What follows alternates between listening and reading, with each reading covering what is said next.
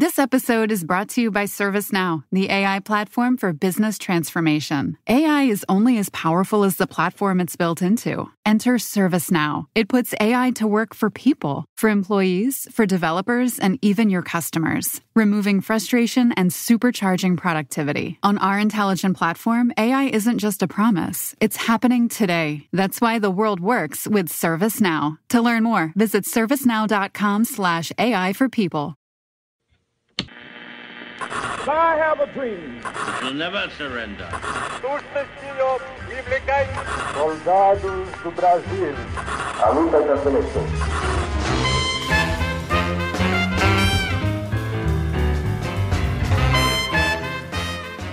Salve, ouvintes do História FM, bem-vindos a mais um episódio do podcast do Leitura Obriga História. Eu sou Iclis Rodrigues e hoje vamos falar sobre Segunda Guerra Mundial. Obviamente que esse é um assunto muito amplo, dá pra fazer dezenas, centenas de episódios em cima dele, sem esgotar assunto, mas eu achei que seria interessante fazer um episódio mais geral, mais macroscópico, falando sobre o evento como um todo, pra, depois a gente poder ir desmembrando no futuro em outros episódios, tendo esse episódio mais geral como base pra quem tá começando, pra quem nunca estudou o assunto. E para falar sobre ele, eu convidei o professor Denison de Oliveira, da Universidade Federal do Paraná, e eu vou passar a palavra para ele, para que ele se apresente para vocês. Olá, Iclis, muito obrigado pelo convite, sempre uma satisfação poder conversar de novo com um amigo, em especial sobre o assunto, que é o assunto da minha área de especialidade, que é a Segunda Guerra Mundial. Então é isso, vamos falar sobre esse conflito depois dos comerciais.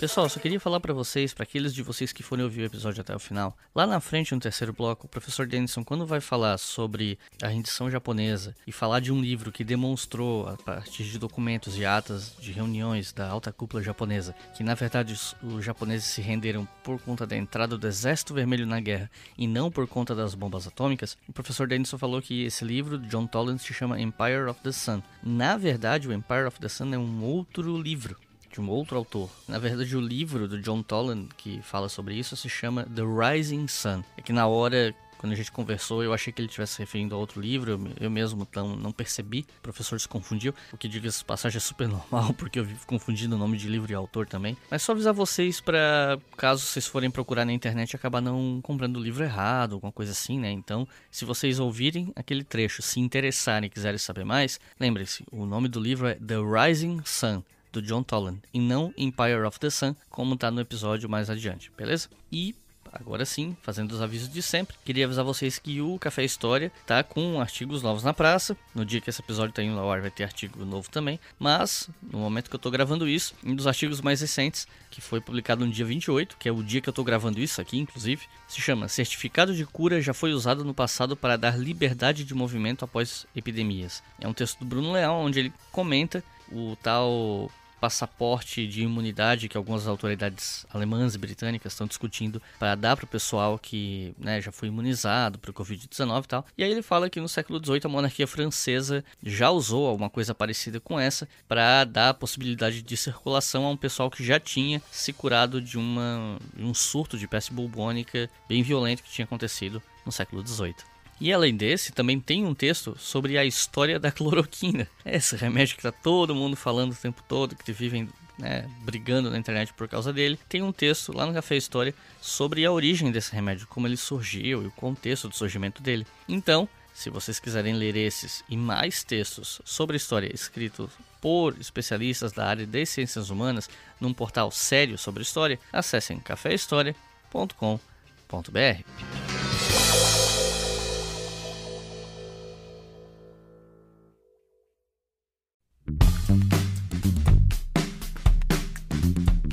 E eu queria também lembrar vocês que esse podcast é financiado pela nossa campanha no Apoia-se.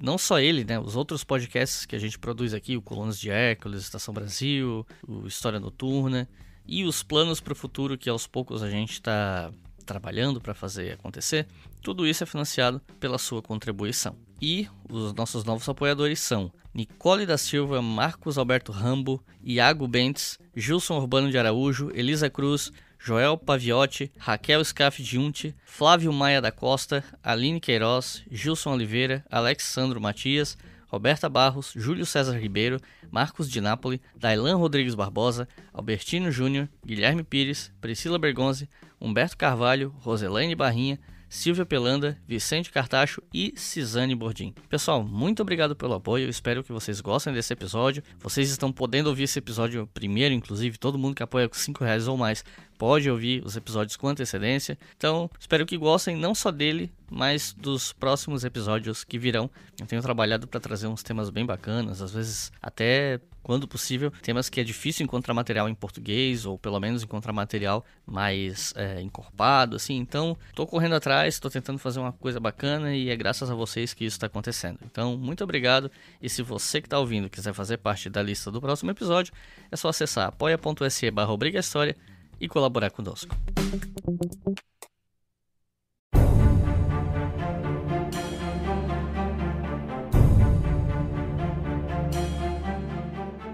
Para falar de Segunda Guerra Mundial, não adianta a gente começar falando sobre a invasão da Polônia em 1º de setembro de 1939, porque é necessário falar sobre os precedentes históricos dessa guerra, né? Nós temos aí diferentes marcos temporais onde dá para começar a falar sobre o assunto, mas eu vou deixar isso ao seu critério, já que você é o convidado do episódio. Então, por onde você começaria a falar sobre os precedentes históricos da Segunda Guerra Mundial? A Segunda Guerra Mundial é a soma de pelo menos 3 grandes conflitos diferentes, né? A Segunda Guerra Mundial é a superposição de 3 guerras, né, que tem cada uma a sua origem, cada uma tem a sua especificidade. Uma dessas guerras é a guerra entre os grandes impérios que têm sede na Europa, né, o francês, o britânico, o alemão, que remonta, inclusive, aí a antes da Segunda Guerra Mundial, remonta à Primeira Guerra Mundial e mesmo antes da Primeira Guerra Mundial, com a corrida imperialista. Então, a Primeira Guerra, dessas várias guerras que compõem a Segunda Guerra Mundial, é, sim, a guerra entre impérios rivais. A guerra interimperialista colocaria também nesses impérios que disputam entre si a hegemonia mundial, os Estados Unidos, que tem um imperialismo informal, mas não deixa de ser também um imperialista. Uma segunda guerra que se soma a essa Segunda Guerra Mundial é a guerra de destruição da União Soviética. A guerra anticomunista, a guerra antibolchevique, o projeto nazista de destruição da União das Repúblicas Socialistas Soviéticas, que acaba sendo até a maior parte dessa Segunda Guerra Mundial na Europa, e tem essa especificidade. Embora houvesse, sim, a pretensão nazista, sim, de fazer das terras que compunham a União Soviética parte do seu império, essa não é propriamente uma guerra entre impérios, uma guerra imperialista, é uma guerra de destruição, é uma guerra total, uma guerra de genocídio, é fundamentalmente uma guerra racial. Então, a guerra contra a União Soviética, a guerra para erradicar o comunismo da face da terra, é uma segunda guerra que se soma nesse conflito mais amplo da Segunda Guerra Mundial. E uma terceira guerra importante que faz parte dessa Segunda Guerra Mundial é a Guerra de Libertação Nacional Chinesa. Desde 1931, o Japão pretendia fazer da China parte do seu império, então a primeira invasão da China em 1931, uma segunda invasão em 1937, e a partir daí então se configura uma guerra de libertação nacional da China contra a pretensão japonesa de reduzir a China a um pedaço, uma parte do Império Japonês. Então são 3 guerras bastante distintas, com origens e motivações bem diferentes, mas em algum momento essas 3 guerras se juntam, e esse momento é 1941.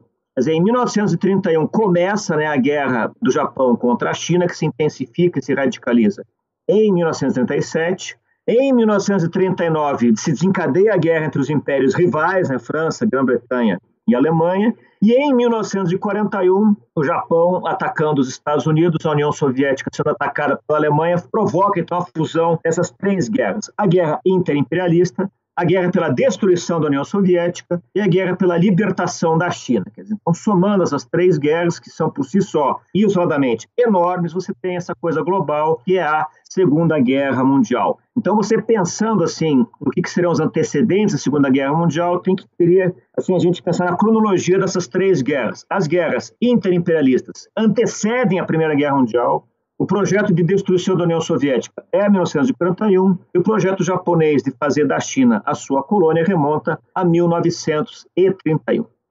Basicamente, essa é a concepção teórica, né, que tem orientado meus estudos, o entendimento das origens e o desenvolvimento da Segunda Guerra Mundial. Em 1933, Hitler chegou ao poder na Alemanha e aí as coisas começaram a, digamos assim, andar para que a Alemanha desse o pontapé inicial para a Segunda Guerra Mundial na Europa, né, como viria a ocorrer em 1939. E foi aí que ele teve condições de rearmar o país, botar em prática, entre outros planos, a busca pelo espaço vital, a Lebensraum, né, que ele falava que era fundamental para a grandeza da Alemanha que ele almejava e tal. Então eu te pergunto, como que se deu a ascensão do nazismo e como era esse projeto nacional nazista? Tanto o fascismo, que antecede historicamente o nazismo, quanto o próprio nazismo, eles são regimes políticos que emergem num contexto de profunda crise, profunda e generalizada crise. Não é nenhuma nem duas, são várias crises. É uma crise econômica, né? A crise de 1929 é bastante importante.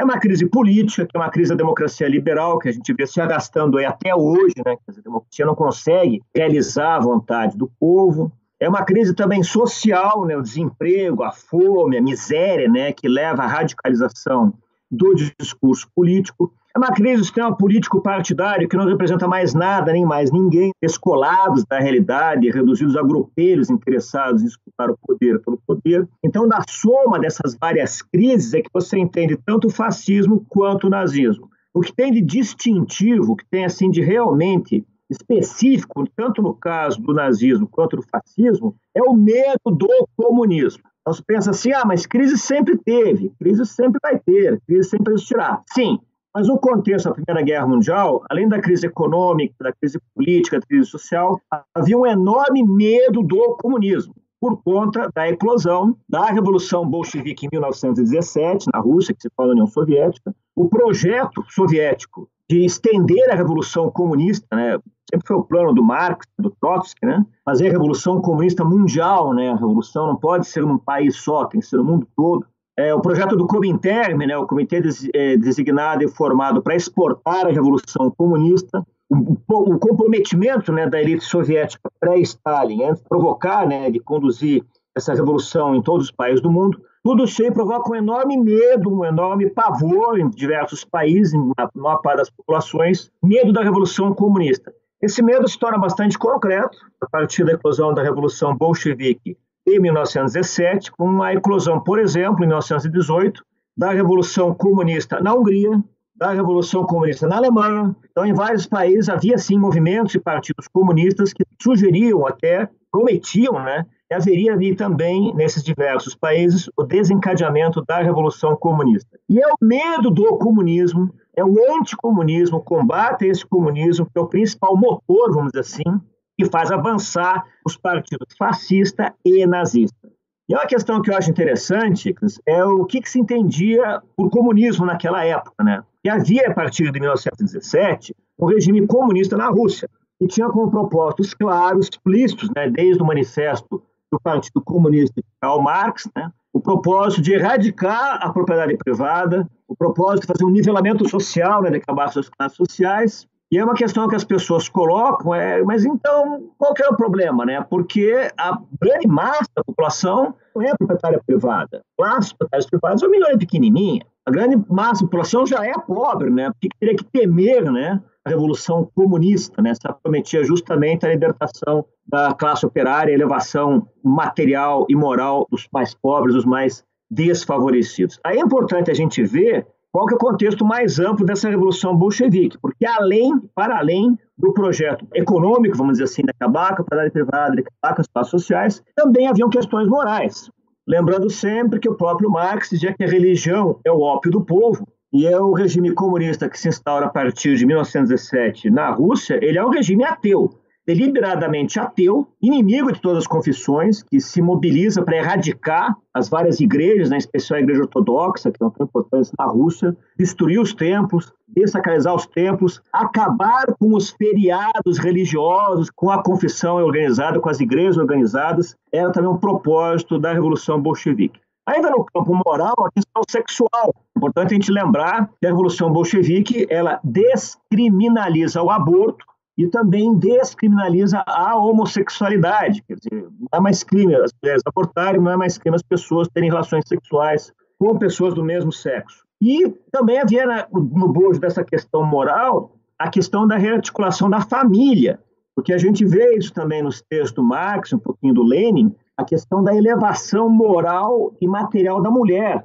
Quer dizer, a ideia de libertar a mulher do trabalho doméstico, a ideia de libertar a mulher da servidão familiar, né? A ideia de promover a figura feminina a posse de destaque, de abrir as carreiras profissionais, políticas e científicas para as mulheres, e eles avançam bastante nessas questões já a partir de 1921, quando acaba a Guerra Civil na União Soviética. E o regime soviético aí se monopoliza o poder político no país todo, começa a construção de creches coletivas, de lavanderias coletivas, de cozinhas comunitárias, tudo com o mesmo sentido, de libertar a mulher do trabalho doméstico, de libertar a mulher ao cuidado com as crianças e promover a inclusão das mulheres na economia, na política e na sociedade mais ampla. Então, se você tomasse as diferentes variáveis, a econômica, a social, dos costumes, da familiar, isso aí provocava um pavor, não só nas classes dominantes de todo o planeta, mas especialmente nas da Europa, né, vizinha da União Soviética, mas também em boa parte do povo.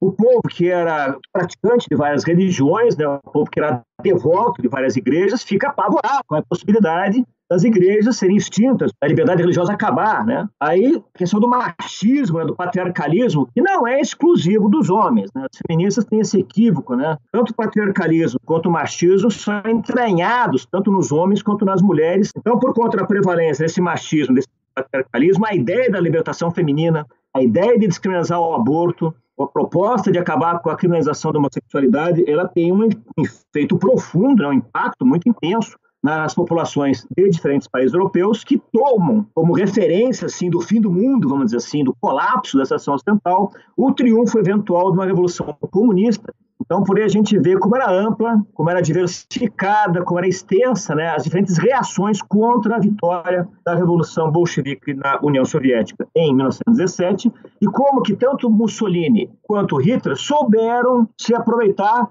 desse medo do comunismo, esse medo da Revolução Bolchevique e fazer do anticomunismo, fazer do combate ao comunismo o principal carro-chefe, né, o principal leitmotiv, né, dos seus movimentos e dos seus partidos políticos. Então, pensando bem objetivamente, como é que se explica o fascismo, como é que se explica o nazismo? Sim, contexto de profunda crise, sim, econômica, sim, social, política, e coroando, né, encimando, né, essa crise, essa desestruturação social bastante grande que é legada pela Guerra Mundial, o medo do comunismo, o medo de uma revolução bolchevique, que realmente são questões que dão muita força, né, revestem de muita relevância, tanto o fascismo quanto o nazismo. E como a comunidade internacional lidava com o nazifascismo antes da guerra? Estados Unidos, União Soviética, França, Grã-Bretanha, entre outros. Como era a relação entre eles e a Alemanha nazista e a Itália fascista? Essa é uma questão que hoje está bastante bem resolvida, né? Parece bastante claro, né? A dubiedade, dúbio, né? Com que as potências imperialistas, capitalistas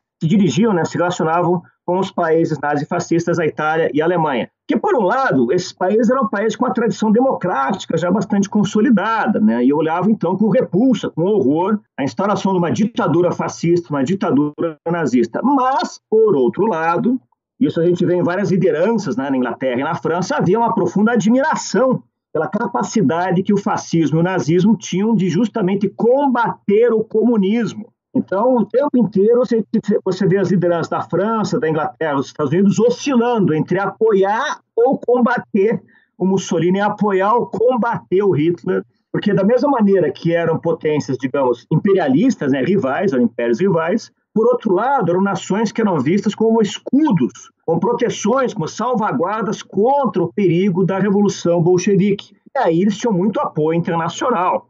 Então, o Hitler, durante muito tempo, ele cultivou esse medo do comunismo, né, que havia na França, na Inglaterra, nos Estados Unidos. Mussolini também fez isso. Eu acho que o episódio mais significativo dessa dubiedade, né, da França, da Inglaterra, dos Estados Unidos é a Guerra Civil Espanhola. Desde o primeiro minuto que começa a rebelião dos generais espanhóis contra o governo espanhol, em 1936, desde o primeiro minuto que começa essa guerra, as potências democráticas, capitalistas, França, Inglaterra, Estados Unidos, estão com essa postura dúbia.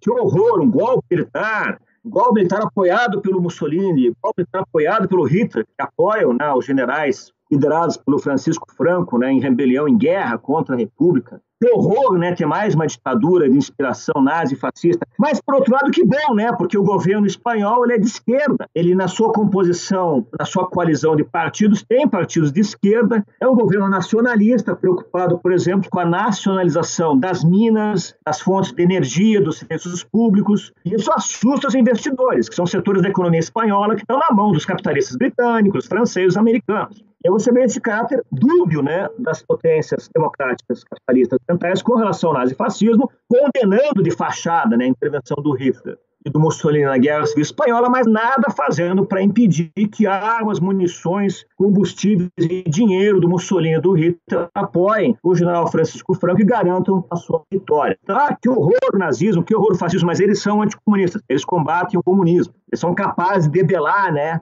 o alastramento da Revolução Comunista, salvaram a Espanha do comunismo, eram coisas que se falava na época. Então, respondendo objetivamente a tua questão, como é que eu encaro, né, a reação, né, a atitude de França, Inglaterra, Estados Unidos diante do fascismo, diante do nazismo? Minha resposta é essa: é uma postura dúbia, é uma postura vacilante, é uma postura hesitante, que é complicada, que é piorada pelo pacifismo. Porque a Primeira Guerra Mundial foi uma catástrofe sem precedentes na história. Provocou milhões de mortes. Sempre gosto de insistir que tem 3 países que sofreram mais mortos na Primeira Guerra Mundial que na Segunda, e você vê como que a Primeira Guerra Mundial foi devastadora, foi assassina, foi genocida, foi uma escala de matança de milhões, né? A França, a Grã-Bretanha e a Itália tiveram mais mortos na Primeira Guerra Mundial que na Segunda. Então, tudo isso aí, o horror, né, legado pela experiência da Primeira Guerra Mundial, ele reforça muito, ele insufla o pacifismo. A ideia do pacifismo, a ideia de que não pode mais ter uma guerra como aquela que aconteceu, ela também embaralha, assim, complica, né, o cálculo político de francês, britânico e americano com relação a conter o Mussolini, com relação a conter o Hitler, porque com o nazista, com o fascista, realmente não tinha diálogo. Ou você ia para porrada com eles, entrava em guerra com eles, ou aceitava o que estavam fazendo. E deu um movimento pacifista, né, tem uma parcela de responsabilidade muito grande, porque mobilizava as pessoas contra uma resposta adequada ao nazismo, contra uma resposta adequada ao fascismo, que só poderia ser a violência, só poderia ser a guerra, só poderia ser a contenção do nazismo e do fascismo com base em forças armadas, né, na declaração de guerra. E aí o pacifismo também embaralhava bastante, né, a possibilidade de você organizar uma reação contra o nazismo, organizar uma reação contra o fascismo. Então, pensando objetivamente o que você me perguntou, eu te diria que essa atitude é basicamente motivada por 2 coisas. O anticomunismo, que prestigiava, vamos dizer assim, Mussolini e o Hitler, e o pacifismo, que paralisava as reações, que são as reações adequadas à escalada das agressões, tanto do Mussolini quanto do Hitler. E como começou a guerra de fato? E aí, quando eu digo começou de fato, eu estou aqui me apegando à cronologia oficial da guerra iniciada em 1º de setembro de 1939, né? Como é que foi essa invasão da Polônia? Como ela se deu, o resultado? Como é que foi esse começo de guerra? Olha, esse é um dos períodos mais complexos e fascinantes da história mundial, né? Pela quantidade de variáveis intervenientes, mas eu gostaria de citar os aspectos que são aqueles mais imediatos com relação à deflagração das hostilidades com a invasão da Alemanha na Polônia, né? Que é justamente a negociação que ocorreu entre franceses e britânicos, por um lado, e a União Soviética, do outro. Desde 1937, a União Soviética propugnava pela criação de uma frente ampla contra o nazifascismo. A ideia era reunir todos os países, né, que condenavam as agressões, as violações da Itália e da Alemanha, uma ampla frente, uma ampla coligação para deter a escalada da violência nazista e fascista. A União Soviética ficou falando sozinha.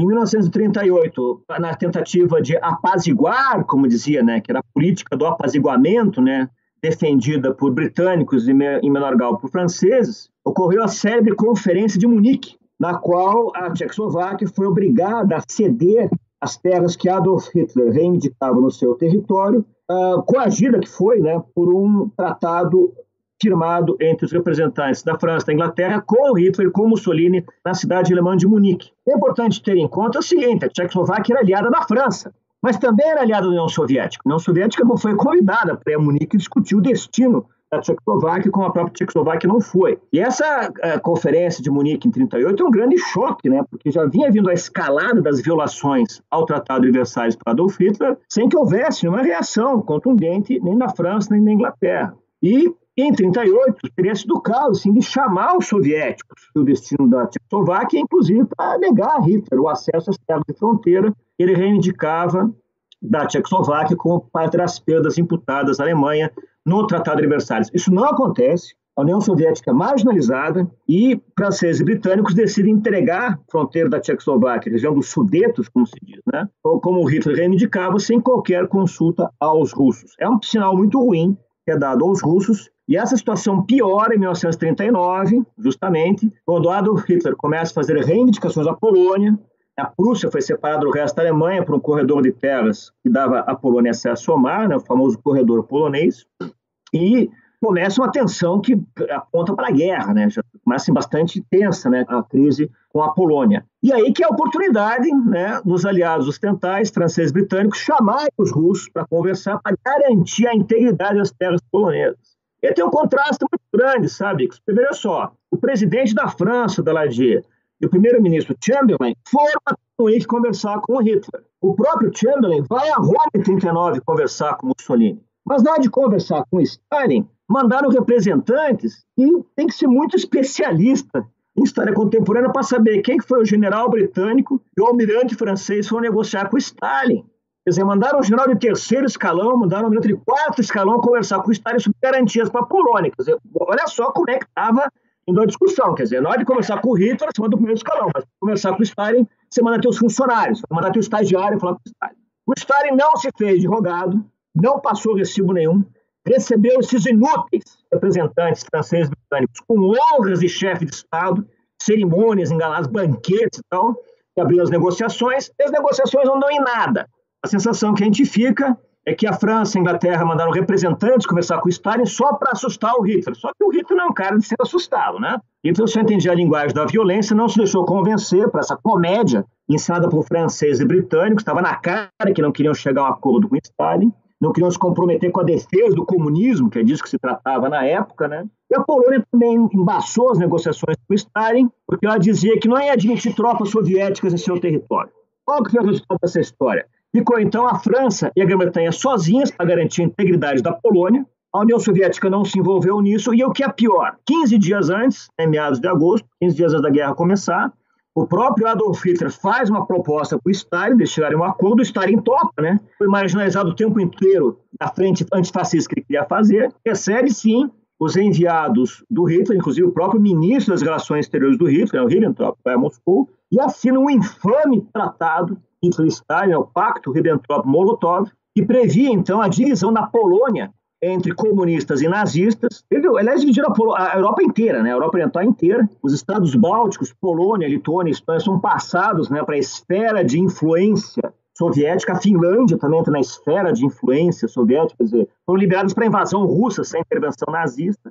Ao passo que a maior parte da Polônia, a Romênia e a Hungria ficam na esfera de influência do Hitler, quer dizer, vão ser invadidos ou obrigados a se aliarem à Alemanha.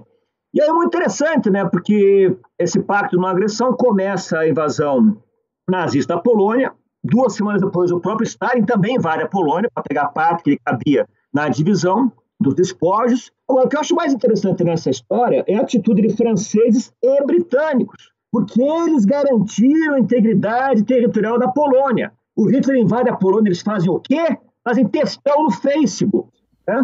Fazem declarações de protesto, fazem manifesto de trocadilho, é ridículo. Nota de repúdio. Vamos fazer uma nota de repúdio, justo. Os poloneses ficam perplexos, mas peraí, vocês disseram que ajudar a gente, não fazem nada. Não tem nada. A Marinha Britânica, obviamente, bloqueia o comércio naval alemão, que interessa muito ao capitalismo britânico, encerrar, né, a influência do seu principal rival na venda de mercadorias além mar, né, isso eles fazem, né, interesse deles. Agora, concretamente, era para a França ter atacado a Alemanha. E se você vai ver no célebre livro do ex-capitão do exército britânico, Liddell-Hart, né, que é um dos mais importantes analistas militares do Entre Guerras, né, ele fez, o Liddell-Hart, um livro muito interessante, no qual ele entrevistou generais alemães depois da Segunda Guerra Mundial. Um livro muito bacana, pode ser aqui uma primeira recomendação de leitura para os nossos ouvintes. o livro que chama-se O Outro Lado da Colina. No livro que se chama O Outro Lado da Colina, Lidl-Herth, entrevistando os generais alemães do pós-guerra, revela que o maior medo dos generais alemães, os profissionais da guerra, né, que travavam a guerra por Hitler, é que durante a invasão da Polônia eles fossem atacados pela França.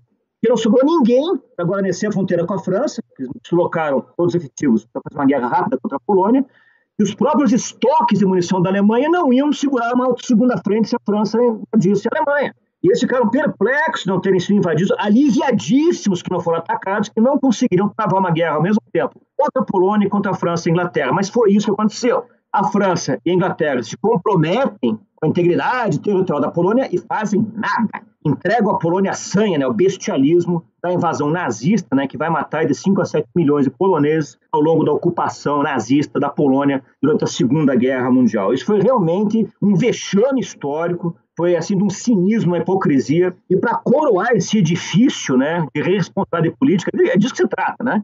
Eles se comprometem a defender um país, o país atacado, você não faz nada. Coroando isso tudo, e é uma questão também para a gente deixar para os nossos ouvintes, já que a França e a Inglaterra garantiam as fronteiras da Polônia contra o Hitler, eu falei o mesmo contra o Stalin. Vocês declararam guerra contra a Alemanha porque invadiu a Polônia? Ok, mas a União Soviética também invadiu a Polônia. E fizeram o quê? Nada. Também fizeram cara de paisagem, fizeram lá manifesto de protesto, textão no Facebook, mas não fizeram nada contra a União Soviética. Fizeram de conta que a União Soviética também não havia invadido a Polônia. Então, esse começo da Segunda Guerra Mundial é de um cinismo, é de uma hipocrisia, é de uma irresponsabilidade política que realmente desafia a imaginação e deve ficar aí eternamente como lição nos contextos futuros em que a gente acha o constante e a presença de nações dispostas a resolver os problemas internacionais usando da violência da invasão militar. E paralelamente ao que estava acontecendo na Europa, já estava rolando alguma coisa na Ásia, como você mesmo falou, do recrudescimento da invasão japonesa à China em 1937, né? Então eu te pergunto, como é que foi essa expansão japonesa? Por que ela acontece? Como aconteceu? E como o contexto desse expansionismo viria a levar os japoneses a atacar Pearl Harbor e assim dar o pretexto para os Estados Unidos entrarem na guerra? Essa também é das questões mais interessantes, mais fascinantes mesmo da Segunda Guerra Mundial, né? Porque o Japão é um caso para a gente estar sempre estudando, né? O Japão é um caso que realmente provoca, desafia o historiador, porque o Japão é uma trajetória histórica que nega a ideia do destino histórico, né? O destino histórico do Japão era passar por aquilo que a China passou, quer dizer, virar colônia, virar pátria dos impérios europeus e americanos. Isso não acontece. Interessante que o Japão, que se conservou fechado ao comércio, ao contato com o exterior, até meados do século XIX, a partir daí desenvolve uma política bastante agressiva de modernização. O historiador conhece como sendo a restauração Meiji, né? Cuja elite entende que para o Japão evitar o destino da China, que é virar colônia dos outros, o Japão tem que se industrializar, o Japão tem que se modernizar, o Japão tem que construir forças armadas que garantam a defesa e a segurança nacional. Isso acontece, e com o desdobramento disso, o Japão, que é um país muito pobre em recursos naturais, praticamente nem tem petróleo no Japão, pouquíssimos minerais estratégicos, ele acaba seguindo a mesma trilha dos demais impérios, né, que haviam dominado todo o século XIX, percebendo que é necessário, então, conquistar as terras onde se pode obter combustíveis, matérias-primas e mercado consumidor para sustentar o seu crescimento industrial. E aí, já em 1895, o Japão trava uma guerra contra a China já bem enfraquecida, né, pela agressão imperialista dos demais países europeus do próprio Estados Unidos, vence a guerra contra a China, conquista uma parte importante do Império Chinês e continua a escalada de agressões, né? E a guerra seguinte, que o Japão se envolve, em 1905, o Japão tem uma guerra contra a Rússia. Imagina, a Rússia era o colosso europeu, o maior exército da Europa, a segunda maior marinha do mundo. E, surpreendentemente, o Japão desafia a Rússia e vence a Rússia nessa guerra de 1905, o que é um grande choque para o mundo ocidental, saber que um país pequenininho, habitado por pessoas de pele amarela e olho puxado, né? O Brasil, aqui a gente diria os mongóis, né? Os mongoloides amarelos de olho puxado, venceu a maior potência militar da Europa, que era a Rússia, né? E aí então, a história é fascinante de como, por que isso aconteceu, pode ser o caso de a gente comentar no outro podcast. E aí continua a escalada, né, imperialista do Japão, na busca, como qualquer país, como a França fez, como a Grã-Bretanha fez, como os Estados Unidos fez, né? Teve que ter mais terras que significassem mercados consumidores dos seus produtos, fontes de energia, fontes de matéria-prima, e assim que o Japão decide fazer de toda a China parte do seu império, começando com a invasão em 1931 de uma província semi-autônoma da China, a Manchúria, uma província riquíssima, mas que era ligada à capital em Pequim. Em 1937 tem a invasão da China, propriamente dita, a ideia de tomar toda a China para o Império Japonês, e aí começam os problemas. Porque para o Japão conquistar a China toda, que é um país muito maior e muito mais populoso, o custo disso é extraordinário. O custo em dinheiro, o custo em vidas humanas, o custo em alimentos, matérias-primas, combustíveis. E o Japão não é autossuficiente nem em matérias-primas metálicas, minerais metálicos, e nem em petróleo. Quem vende essas coisas para o Japão é os Estados Unidos, a Inglaterra e a Holanda. Aí, em 1941, depois da queda, consequentemente, da França e da Holanda diante dos exércitos nazistas, na Blitzkrieg de 1940, o Japão exige a cessão da Indochina francesa para o governo francês remanescente, que ficou lá na zona livre da ocupação alemã, na França, na cidade de Vichy. E os franceses não têm o que fazer. Como eles vão defender a Indochina?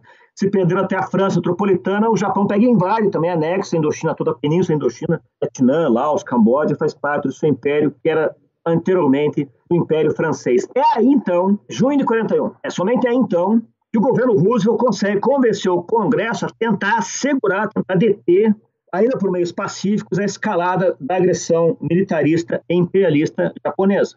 A ideia do Roosevelt, em conluio tanto com os britânicos quanto com o governo holandês, estavam no exílio em Londres, depois da queda da Holanda, dentro da Blitzkrieg em 1940, é levantar um boicote contra o Japão. Não se vende alimentos, não se vende matéria-prima, não se vende metais, não se vende tecnologia sensível de aeronáutica, que os japoneses nem importavam dos Estados Unidos, boicote total. E o dinheiro japonês, os bens, as propriedades japonesas dos Estados Unidos são congelados, são bloqueados, não podem mais ser mobilizados para sustentar a guerra. O objetivo do Roosevelt é claro, é fazer sustar, segurar, impedir a conquista japonesa da China, onde havia interesse britânico, havia interesse americano, muitos investimentos, tem tudo na mão do japonês. Isso coloca para a elite japonesa um dilema terrível, porque eles são dependentes dos seus inimigos para continuar travando a guerra contra a China. E nesse sentido, se eles se submetem, se eles aceitam esse boicote, eles têm que abandonar a invasão da China, desastre militar e moral japonês. Ou, alternativamente, ao invés de japonês aceitar o boicote econômico dos ocidentais e sair da China, uma outra opção aberta ao japonês, é isso que eles vão fazer, seria justamente a tentativa de tomar as colônias franceses, ingleses, holandeses e americanos no Pacífico, onde estavam disponíveis as fontes de energia, alimentos e matérias-primas que eram indispensáveis à continuidade da guerra contra a China. Quer dizer, na Nova Guiné, na Indonésia, que é uma colônia holandesa, havia poços de petróleo. As Filipinas, que era uma colônia americana, também uma fonte importante de fornecimentos de várias matérias-primas essenciais. E a Singapura, Hong Kong, a Malásia, toda uma fonte produtora de borracha, O maior produtor de borracha do mundo era a Malásia, que é a colônia britânica. Então, a opção aberta japonesa é essa. Vamos, então, se tornar autossuficientes, conquistando as colônias dos nossos inimigos e, portanto, esvaziando o boicote que eles querem fazer contra a gente. Vamos lá e tomar força aquilo que nos é negado por um comércio que foi extinto pelo boicote. Só tem um problema. O problema é a esquadra americana do Pacífico, a base naval no Havaí, em Pearl Harbor, que dificilmente havia essas conquistas japonesas sentadas. Claro que eles iam intervir. Daí que surge a ideia na elite japonesa de preliminar, que seria a abertura das hostilidades contra os ocidentais, o ataque japonês à base de Pearl Harbor, que neutralizaria a marinha americana no Pacífico e permitiria ao japonês proceder com a conquista das fontes de alimentos e matérias-primas que eram essenciais para prosseguir com a guerra contra a China. Então essa que é a história, vamos dizer assim, que precede o ataque a Pearl Harbor, que precede o envolvimento direto do japonês na Segunda Guerra Mundial contra os Estados Unidos. Motivação e mais imediata, é o boicote, o boicote econômico, fornecimento de bens essenciais, que americanos, britânicos e holandeses encadeiam contra o Japão entre maio e junho de 1941.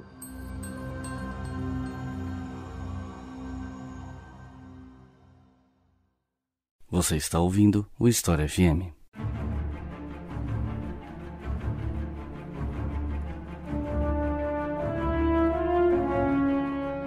Já em 1940, ocorreu, no decorrer de meses, a batalha que ficou conhecida como a Batalha da Inglaterra. Uma batalha que foi alçada ao panteão das batalhas mais importantes da história da Grã-Bretanha e tal. Por que ela aconteceu? Como foi essa batalha? Enfim, o que foi a Batalha da Inglaterra? Pois é, uma das coisas mais surpreendentes nesse conjunto de episódios tão surpreendentes que é a Segunda Guerra Mundial é a queda da França. Eu sempre gosto de falar para meus alunos que a queda da França foi um terremoto político tão importante quanto a Revolução Russa. Pensa no impacto da Revolução Russa, Então, aí você pensa na queda da França, que foi um choque mundial, duradouro a queda da França. Ninguém podia imaginar que a França, que era tida como a maior potência militar da Europa, caísse, né, diante das forças armadas alemãs em 40 dias. Isso muda completamente o panorama geopolítico, estratégico, econômico, diplomático do mundo, né, da Europa, do mundo. A Alemanha nazista se assenhorar, né, da maior parte do continente europeu. A sensação que dá, sabe, quer dizer, que com a queda da França acabou a Segunda Guerra Mundial. A Segunda Guerra Mundial acabou, a Alemanha nazista venceu. Muito interessante ver a atitude argentina. Os argentinos entenderam assim, bom, então tá, né, acabou, né, a gente quer voltar a exportar alimentos, carne e tal, tanto para a Inglaterra quanto para a Alemanha, né, acabou a guerra, né, vamos retomar os negócios como de costume. O Brasil também, logo depois da queda da França, o Vargas faz seu famoso discurso, né, elogiando as novas potências totalitárias, favorecendo uma nova era, pautado pelos regimes de força, então, e não havia, propriamente, do Hitler, um plano de conquista da Inglaterra, né? Se você vai ver bem o Mein Kampf, né, os vários pronunciamentos do Hitler, ele nunca teve, de fato, a pretensão de destruir o Império Britânico. Pelo contrário, os caras que elogiavam bastante, né, o papel de estabilização que o Império Britânico exercia, o papel civilizatório que os britânicos tinham nas regiões atrasadas do planeta, né? Então não havia assim, um antagonismo real do ideário nazista com o Império Britânico. Pelo contrário, Hitler se referia, né, a Primeira Guerra Mundial, onde alemães e britânicos se enfrentaram, como crime racial. É absurdo, povos superiores, povos anglo-saxões, povos germânicos se matando entre si. Então não havia, assim, da parte do Hitler, uma relação assim, de hostilidade com a Grã-Bretanha, quando tinha, por exemplo, em primeiríssimo lugar contra a União Soviética, em segundo lugar contra a França. Então, contra a Grã-Bretanha isso não existia. Em conformidade, as forças armadas alemãs, elas nunca se prepararam para uma guerra contra a Inglaterra. O almirante Raeder dizia, né, que a marinha alemã só estaria pronta para uma guerra contra a Grã-Bretanha em 1946, e se gastasse muito dinheiro, porque a marinha britânica ainda era a maior do mundo. O Hermann Göring, né, comandante da Luftwaffe, né, chefiava uma força de aeronaves que jamais foi pensada no sentido estratégico, né, de longo alcance, de atingir as fontes do poder do inimigo, por exemplo, com bombardeios quadrimotores de grande alcance. Não existia na Luftwaffe. A Luftwaffe, força alemã, era uma força de ataque ao solo. Era uma força aérea que ajudava o exército a avançar, não era para paralisar os centros de produção industrial e material bélico do inimigo, como, por exemplo, depois britânicos e americanos vão fazer. Quer dizer, então, não só não havia uma hostilidade arraigada contra a Grã-Bretanha, como também não havia os meios militares de travar guerra contra a Grã-Bretanha. Mas aí tem um impasse, porque com a queda da França não ocorre a rendição dos ingleses. Quer dizer, o Hitler até esperava que isso acontecesse, né? Vamos continuar fazendo o quê aí, né? Estão bloqueados pelo mar, estão sob ameaça de ataque aéreo, perderam seu grande aliado no continente da França. O Hitler esperava, sim, contava que a Grã-Bretanha também chegasse a um acordo com ele depois da queda da França. Só que isso não acontece. De forma alguma, isso não acontece. A nova liderança britânica, né, a autoridade do Churchill, decide que a guerra continue e que, sim, eles vão continuar resistindo ao nazismo.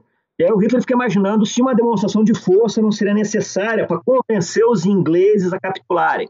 E aí começa, então, essa demonstração de força que passou a história com a Batalha da Inglaterra. E é basicamente uma batalha aérea, né? Pela primeira vez, a Força Aérea Alemã, a Luftwaffe, tem que travar o conflito sem a ajuda, né, dos elementos de terra, sem estar em apoio às divisões Panzer, né, as divisões blindadas do exército alemão, que não participam, principalmente, da batalha, e tem que sozinha cumprir um objetivo estratégico de grande alcance, que é destruir uma força aérea inimiga que está salvo num arquipélago distante. Tem fábricas também de aviões, montação de aeronaves e tal, nesse arquipélago distante que é a Grã-Bretanha. Então é uma guerra assim, que é bastante desfavorável para a Luftwaffe, mas, por incrível ironia da história, a Luftwaffe se sai melhor do que se poderia esperar. Em algum momento, que é em setembro, outubro de 1940, a RAF começa a perder, claramente perdendo essa batalha. Ela começa a perder mais aviões do que ela pode repor. A Royal Air Force começa a perder mais aviões do que a Luftwaffe está perdendo. As bases aéreas mais próximas do alcance das aeronaves alemãs são destruídas e abandonadas. Surge uma estimativa preocupante do lado britânico, e se a Batalha da Grã-Bretanha em setembro, outubro, durasse mais 15 dias, eles perderiam a guerra, não teriam mais como continuar contendo os alemães, que iam ganhar o domínio do espaço aéreo e poderiam seguir destruindo impunemente as estações de radar britânicas, as bases aéreas da RAF, as fábricas de aeronaves militares britânicas. Então, é um prognóstico, assim, que embora tivesse sido inicialmente muito favorável aos alemães, acabou, né, por uma ironia do destino, né, com a boa dose de acaso, sendo bastante plausível a vitória na Batalha da Inglaterra. Só que não, né, porque em algum momento o Hitler resolve intervir na condução das operações aéreas e decide, em represália, um bombardeio pequenininho, um ataque aéreo minúsculo que teve contra Berlim, por parte de aviões da RAF britânica, o Hitler decide a grande represália para incendiar Londres. Para paralisar os esforços, as ações de combate que precisavam destruir a RAF e as suas instalações, e tudo isso mobilizado para incendiar Londres. Coitada, ocupação civil, né? Porque no decorrer da Segunda Guerra Mundial, 60 mil britânicos foram mortos por ataques aéreos alemães, mas isso não ganha guerra. Não é isso que ganha guerra. Então, esse desvio do foco da destruição da RAF, em prol da destruição de Londres, dá a RAF tempo de recompletar o seu plantel de aeronaves e manter a defesa aérea britânica até em meados de outubro, novembro, quando finalmente as condições climáticas tornam inviável qualquer invasão alemã da Grã-Bretanha, que de resto nunca foi planejada a sério, né? Muito interessante comparar a documentação alemã, o pouquinho de planejamento que os militares alemães faziam para invadir a Grã-Bretanha, em comparação com um maciço planejamento, a enorme coleta de informações que eles dedicavam à União Soviética. Aliás, o próprio Hitler pretendia invadir a União Soviética já em 1940, coisa pouca gente sabe, mas depois do êxito fenomenal que foi a queda da França, o Hitler queria já em seguida ir para a União Soviética, já invadir a União Soviética já em 1940, só que era praticável, né? Fácil o estado de exaustão das Forças Armadas Alemãs depois da queda da França e também, lógico, pela oposição que a Grã-Bretanha estava fazendo. Então é tudo muito duvidoso, sabe? Se de fato a Alemanha pretendia invadir a Grã-Bretanha, se tentasse de fato haveria um prognóstico de êxito, é tudo muito nebuloso, em comparação com o caráter inequívoco, com a mobilização indisfarçável, né, de recursos, de tempo, dinheiro, né, de energias humanas, que já em 1940 Adolf Hitler estava dedicando ao projeto, né, da destruição da União Soviética, que era uma ideia já claramente expressa desde 1925, né, desde a primeira edição do Mein Kampf, né, a ideia de destruir sim a Rússia, destruir sim a União Soviética, travar uma guerra racial contra os eslavos inferiores e povos subhumanos, né, que habitavam a União Soviética. Eu mesmo coloco em dúvida no meu mais recente livro se houve mesmo uma batalha da Inglaterra, né, se havia mesmo esse propósito, até hoje, para o qual o historiador não consegue encontrar fontes que sejam realmente conclusivas. E depois desse contexto, né, os alemães acabam indo para o norte da África. Assim como os italianos foram para o norte da África por conta de interesses coloniais e tal. Especialmente os britânicos se envolvem na luta no norte da África contra alemães, italianos. O que leva essas potências a lutarem no norte da África? Essa é uma história à parte, assim, que não estava nos planos do Hitler e nem do Churchill, né, lutar no norte da África. Né. O que aconteceu foi o seguinte, em junho de 1940, a França já estava prostrada, estava em boa parte tomada pelas forças alemãs. No finalzinho da campanha da França, o Mussolini oportunisticamente declara guerra à França e à Inglaterra.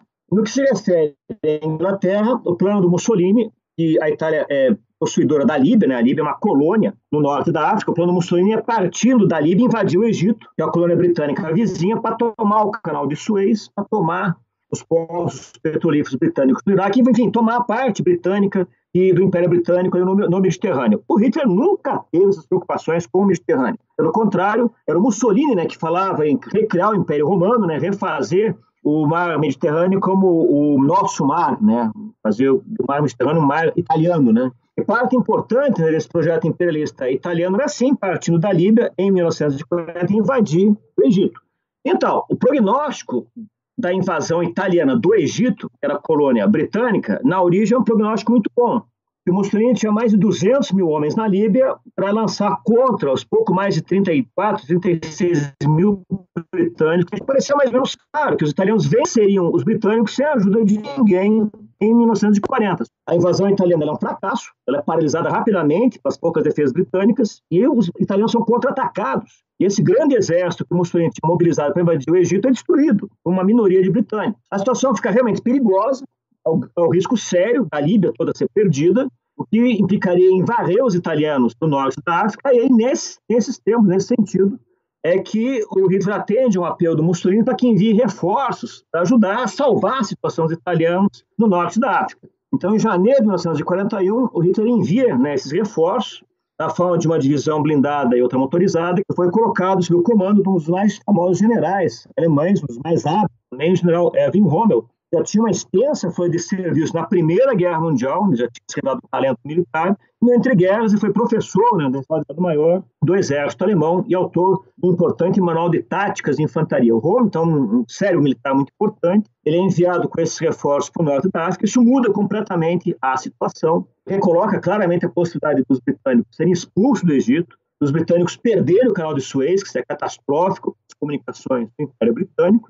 E isso aí, então, leva à criação, como se diz em língua militar, de todo o novo teatro de operações no norte da África, né, que vai se estender até 1943, até maio de 1943, quando finalmente ocorre um maciço desembarque anglo-americano nas colônias francesas do norte da África, na Argélia, no Marrocos, na Tunísia, e aí sim, somente aí então, as forças anglo-italianas finalmente são esmagadas e expulsas, né, liquidadas do norte da África, né. Mas, a rigor, a gente também fala erradamente assim, né?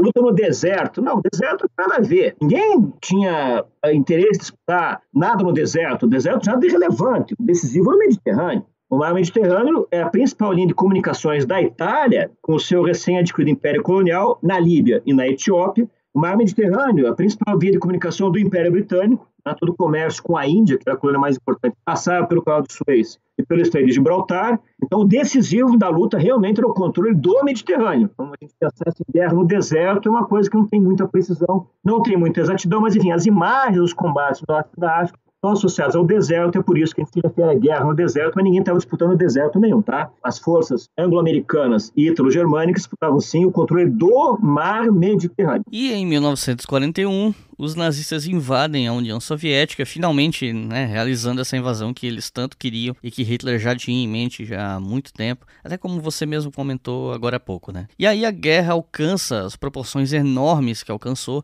em termos de matança e de violência. Você pode explicar melhor o contexto dessa invasão e de como ela se deu? Pois é, isso é uma coisa fascinante, né? Porque a União Soviética tinha o dobro da população da Alemanha, né? E tinha um PIB, né, um produto interno bruto, igual ao da Alemanha, menos a Europa ocupada, né? A Alemanha, junto com a Europa ocupada, era outro colosso, né? Mas, enfim. Então, a ideia dos nazistas atacarem a União Soviética parece uma coisa meio burra, assim, meio imbecil de se fazer, né? Ainda mais pelos precedentes muito funestos. A experiência anterior muito negativa, né? Que o próprio Napoleão, né, também tinha conquistado a Europa toda, também era um gênero militar, ele sofre a sua pior catástrofe militar na Rússia, né? Então, todos esses antecedentes. E a gente vendo retrospectivamente, né, tende a associar a invasão nazista na União Soviética com uma tremenda burrice, uma coisa idiota. Muito interessante para pensar que houve muito mais oposição, muito mais reação dos generais do Hitler contra o ataque à França do que contra o ataque à União Soviética.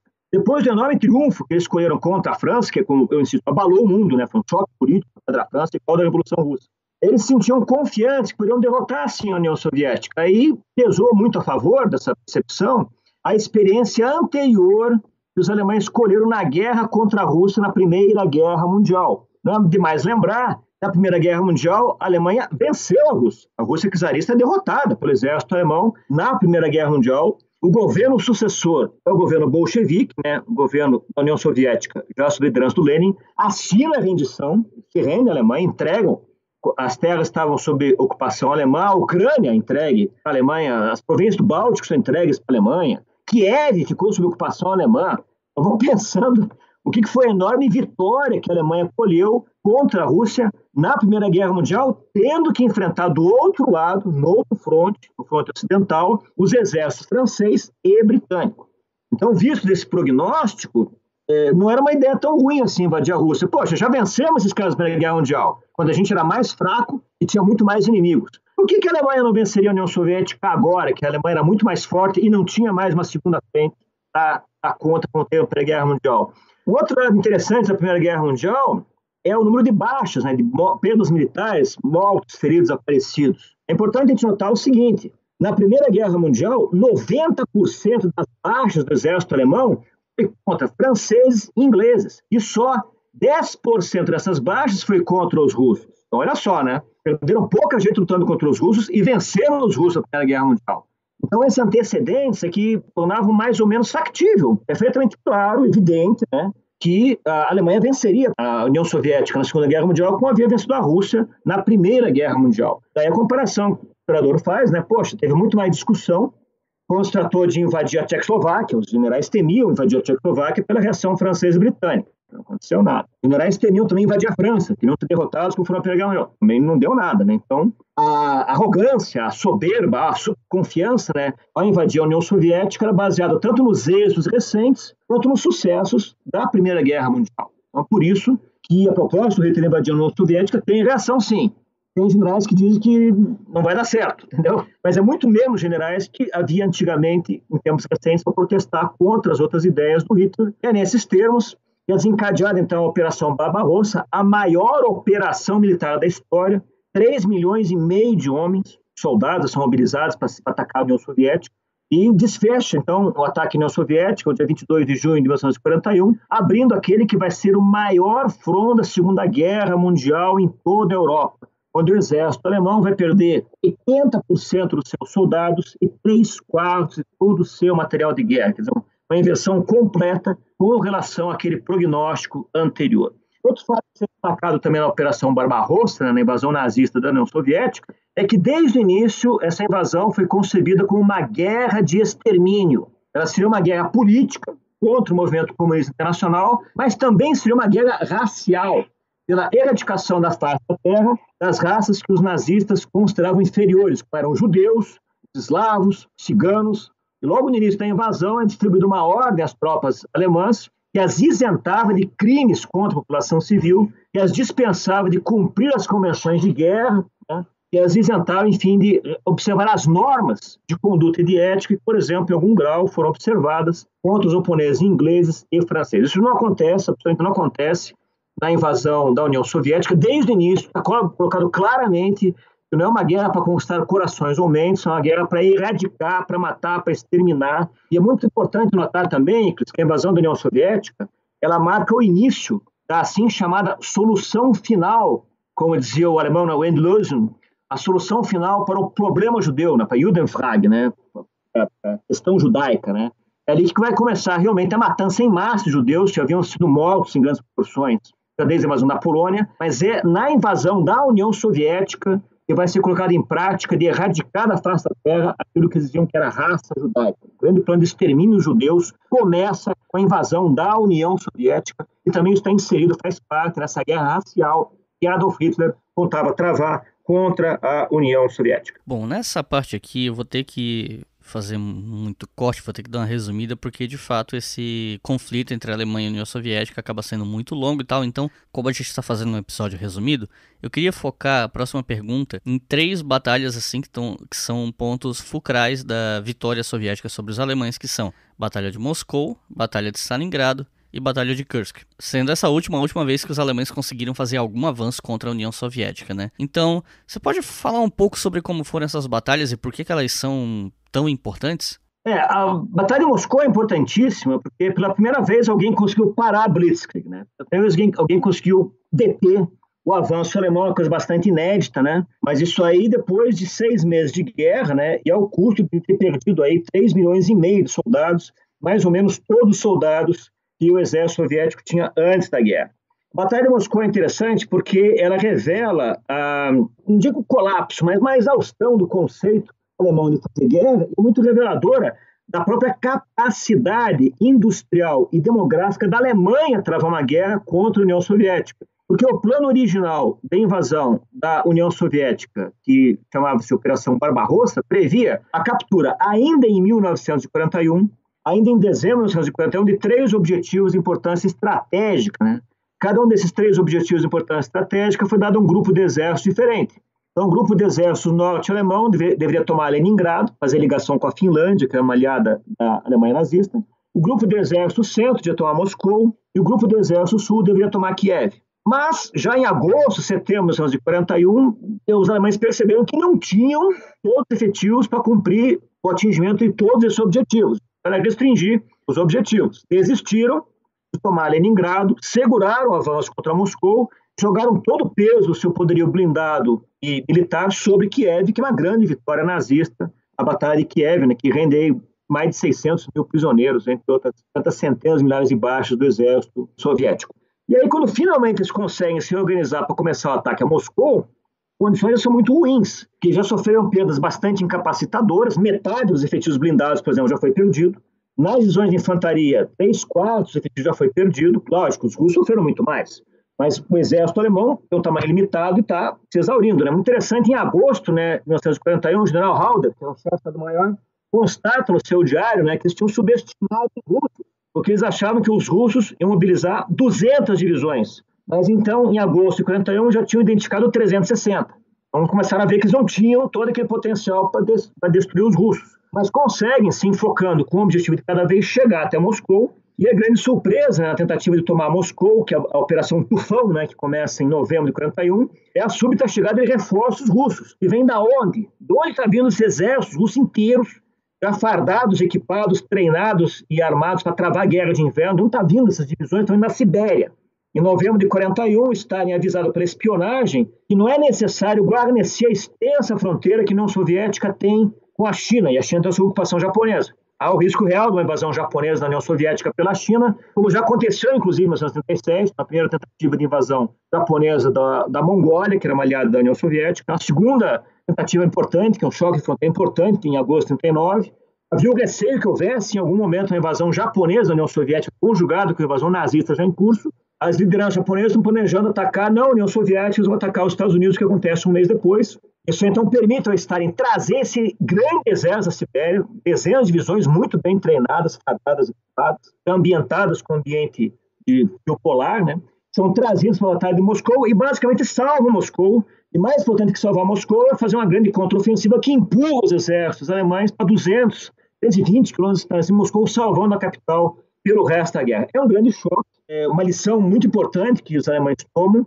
É o fim da ilusão de que a Blitzkrieg seria capaz, de uma guerra relâmpago, vencer a União Soviética.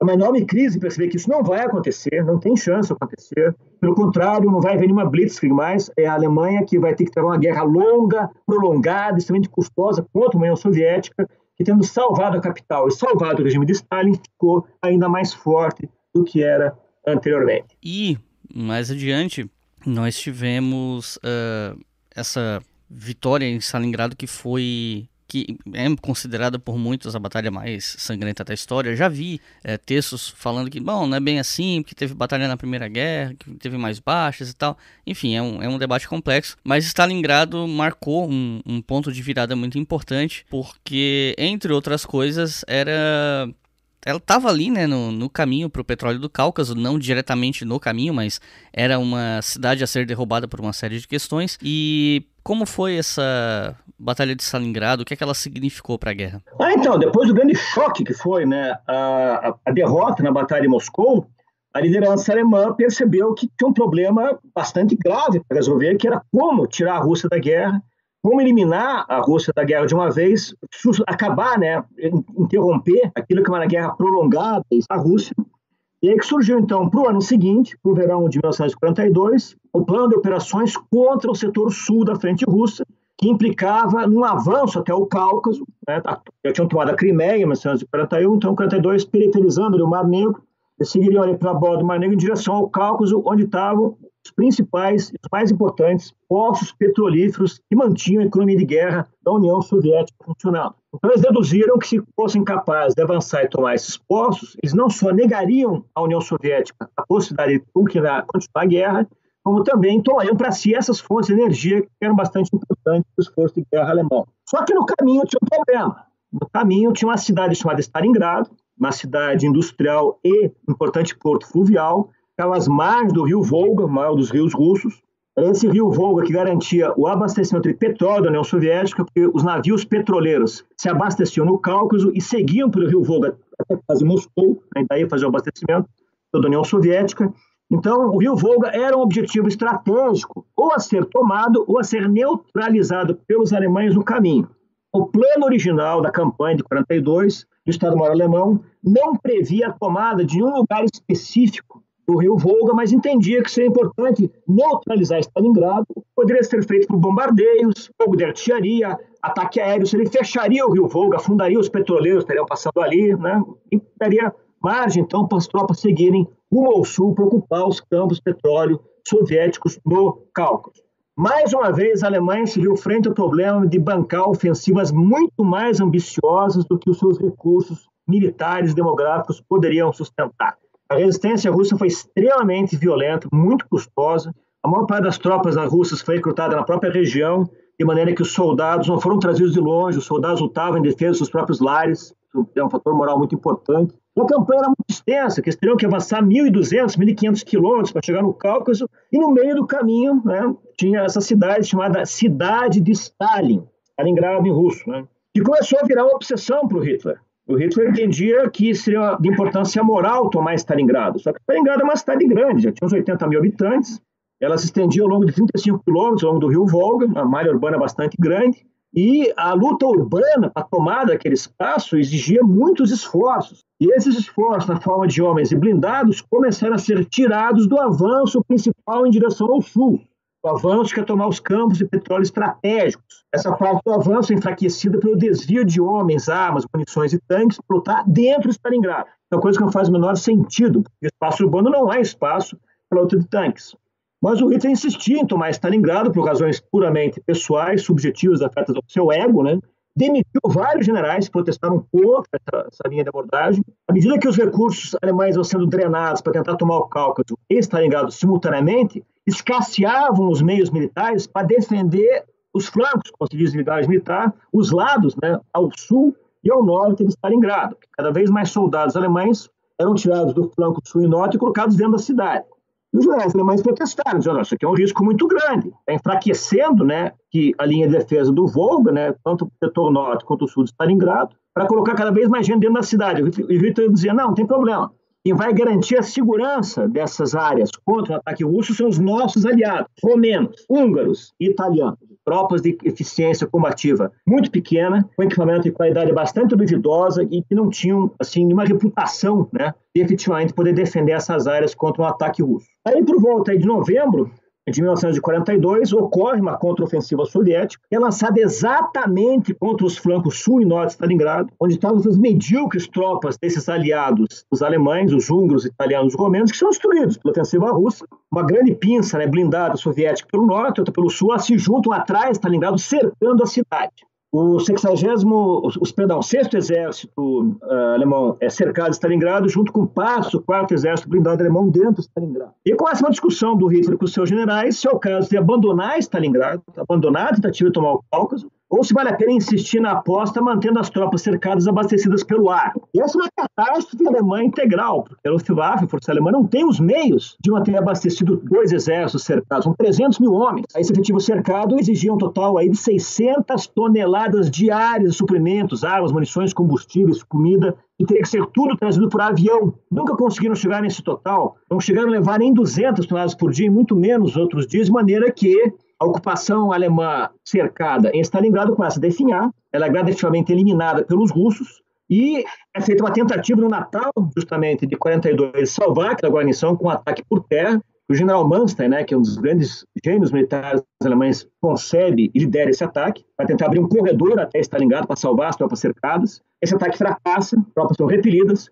o 6º Exército alemão continua cercado em Stalingrado e luta até a exaustão final nos primeiros dias de fevereiro de 1943. E aí tem um grande choque psicológico, como você falou, Nicholas, porque tem a mística da cidade de Stalin que derrotou Hitler, né? É o primeiro grande cerco de tropas alemãs da guerra. Quem cercava os outros eram os alemães. Era Blitzkrieg, cercava e destruía bolsões de tropas inimigas cercadas. Agora não. Agora são os alemães, são cercados e destruídos pelos russos. É uma grande mudança do jogo. Isso não tinha acontecido antes, não. E para tornar o desastre pior, além dos dezenas de milhares de prisioneiros, são 90 mil prisioneiros que são feitos, né, quando se acaba, de 300 mil, sobrou 90 mil para se render. Além da rendição de 90 mil homens, também é capturado o comandante dos alemães, o Marechal de Campo, né, o Feldmarechal, que é o posto mais alto da hierarquia alemã, o Feldmarechal Von Paulo, se rende aos russos, e é exibido publicamente, né, para o mundo inteiro, como um grande troféu de guerra dos soviéticos. Logo em seguida, ele é convencido pelos russos a fazer transmissões antinazistas pela rádio russa, convencendo os alemães a se revoltar contra o Hitler, persuadindo os alemães a criticar o regime. Quer dizer, é um desastre assim, moral, político e militar catastroficamente grande em Stalingrado, extremamente marcante em Stalingrado, como se já notou, a Batalha de Kursk no ano seguinte foi muito maior. E Kursk foi, né, como eu tinha comentado, a última vez que os alemães conseguiram algum avanço em relação à União Soviética, mas acabaram sendo derrotados ali, paralelamente à invasão da Itália, né, que estava acontecendo na época, que a gente vai falar logo a seguir. Mas o que a gente pode falar sobre Kursk? Pois é, a situação então depois de Stalingrado, que a batalha se encerra em fevereiro, nos dias de fevereiro de 43, é bastante grave para a Alemanha, né? Uma catástrofe militar, um desastre político, um desastre de relações públicas, assim, de propaganda também. Isso coincide com a perda do norte da África, né? Em maio de 43, depois da invasão do norte da África, que é feita pelos anglo-britânicos, as colônias francesas, que é outubro de 42, a campanha do norte da África acaba também em maio de 43, também é desastrosa para a Alemanha nazista, porque ali os alemães perdem 250 mil homens capturados, que não podem ser tirados da África por mar, porque o mar está sendo dominado pela Marinha Britânica. Então, perderam lá 90 mil prisioneiros e 300 outros mil homens que foram cercados, foram perdidos também, né, mortos, feridos ou capturados. Outros 250 mil, né, capturados, só de prisioneiros, né, na África do Norte. Então, esses primeiros meses de 43 são de desastre, de declinação da Alemanha nazista, são evidências que permitem sugerir que claramente a Alemanha está perdendo e vai perder a guerra sim. Né? Isso já é visível nos primeiros meses de 1943. Aí é que surge a ideia do chefe de Estado-Maior do Exército Alemão de fazer mais uma ofensiva contra os russos, para tentar incapacitar uma parte do exército soviético, entre os alemães, ganhar tempo para se recompor. E, como você notou, é a última ofensiva alemã na frente russa, a ofensiva de Kursk, a cidade fica mais ou menos no meio da Rússia, que era ocupada pelos russos em meados de 43 e que era uma espécie, como se diz, de bolsão. Quer dizer, uma parte do território ocupado pelos russos que se projetava dentro do território ocupado pelos alemães. E aí que surgiu a ideia, então, de atacar esse bolsão pelo norte e pelo sul para separar a região de Kursk do resto da região ocupada pelos russos e fazerem um grande cerco de tropas que permitisse aos alemães infligir baixas ao exército soviético. Nada disso aconteceu. A ideia surgiu em março de 43. Em abril de 43, o general Manstein ele propõe esse ataque a Kursk, mas os alemães absolutamente não conseguem reunir os efetivos para atacar, estão muito desfalcados em homens, em blindados, em artilharia, em munição, tem que desfazer de tudo. É somente então em julho de 43 que é despachado esse ataque e nesse meio tempo, como se diz hoje em dia, vazou na rede, né? Esse segredo, né, foi comunicado pelos espiões soviéticos ao Stalin que os alemães pretendiam atacar ali. E daí os russos percebem que não é do interesse deles evitar o ataque alemão, pelo contrário, o interesse soviético é esperar esse ataque, fortificando a região em volta de Kursk, construindo casamatas, trincheiras, balas antitanques, colocando extensos campos minados, arame farpado, e deixar os alemães atacarem, para que os alemães se destruam contra as defesas russas e abra margem para serem contra-atacados por reservas blindadas e aéreas que os russos deixaram em reunião fora do bolsão. Esse é o plano soviético, e funciona. O Hitler ele não é dissuadido a assustar o ataque. Vários generais alemães comunicam, olha, os russos estão tudo entrincheirados, a região está muito mais bem defendida do que estava em abril. Ah, mas, diz o Hitler, né, vão atacar para evitar justamente que essas tropas os ataquem. Não, mas estão entrincheirados. Nenhum exército que pretende atacar vai construir posições defensivas com mais de 100 quilômetros de profundidade. Não faz o menor sentido os alemães atacarem Kursk, mas é isso que eles fazem. E o resultado é catastrófico, né? A maior parte dos blindados é perdido. Pela primeira vez na guerra aérea, os alemães sofrem tantas perdas quanto os russos. A cada avião alemão derrubado, os russos perdem um pouquinho mais de um avião, é quase paritário as perdas no ar, muito interessante também. Como os russos já tinham desenvolvido habilidades e tecnologia de guerra aérea, não só no solo.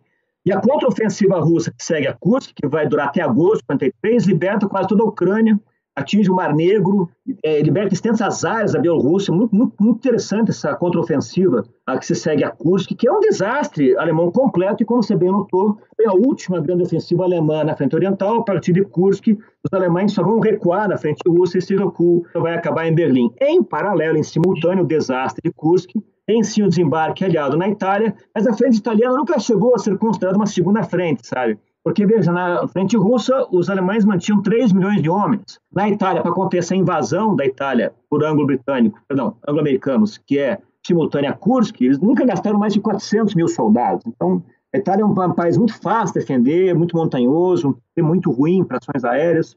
Então, não é por ali que se chegar em Berlim, mas foi interessante esse desembarque na Itália, porque deu ao Hitler o pretexto ideal para parar as ações fracassadas contra a Kursk e ordenar, aí sim, uma retirada geral para impedir que todo o fronte sul do exército alemão fosse destruído nessa contraofensiva que os russos desencadeiam depois da vitória em Kursk. Kursk, importante notar também, até hoje é a maior batalha de tanques da história.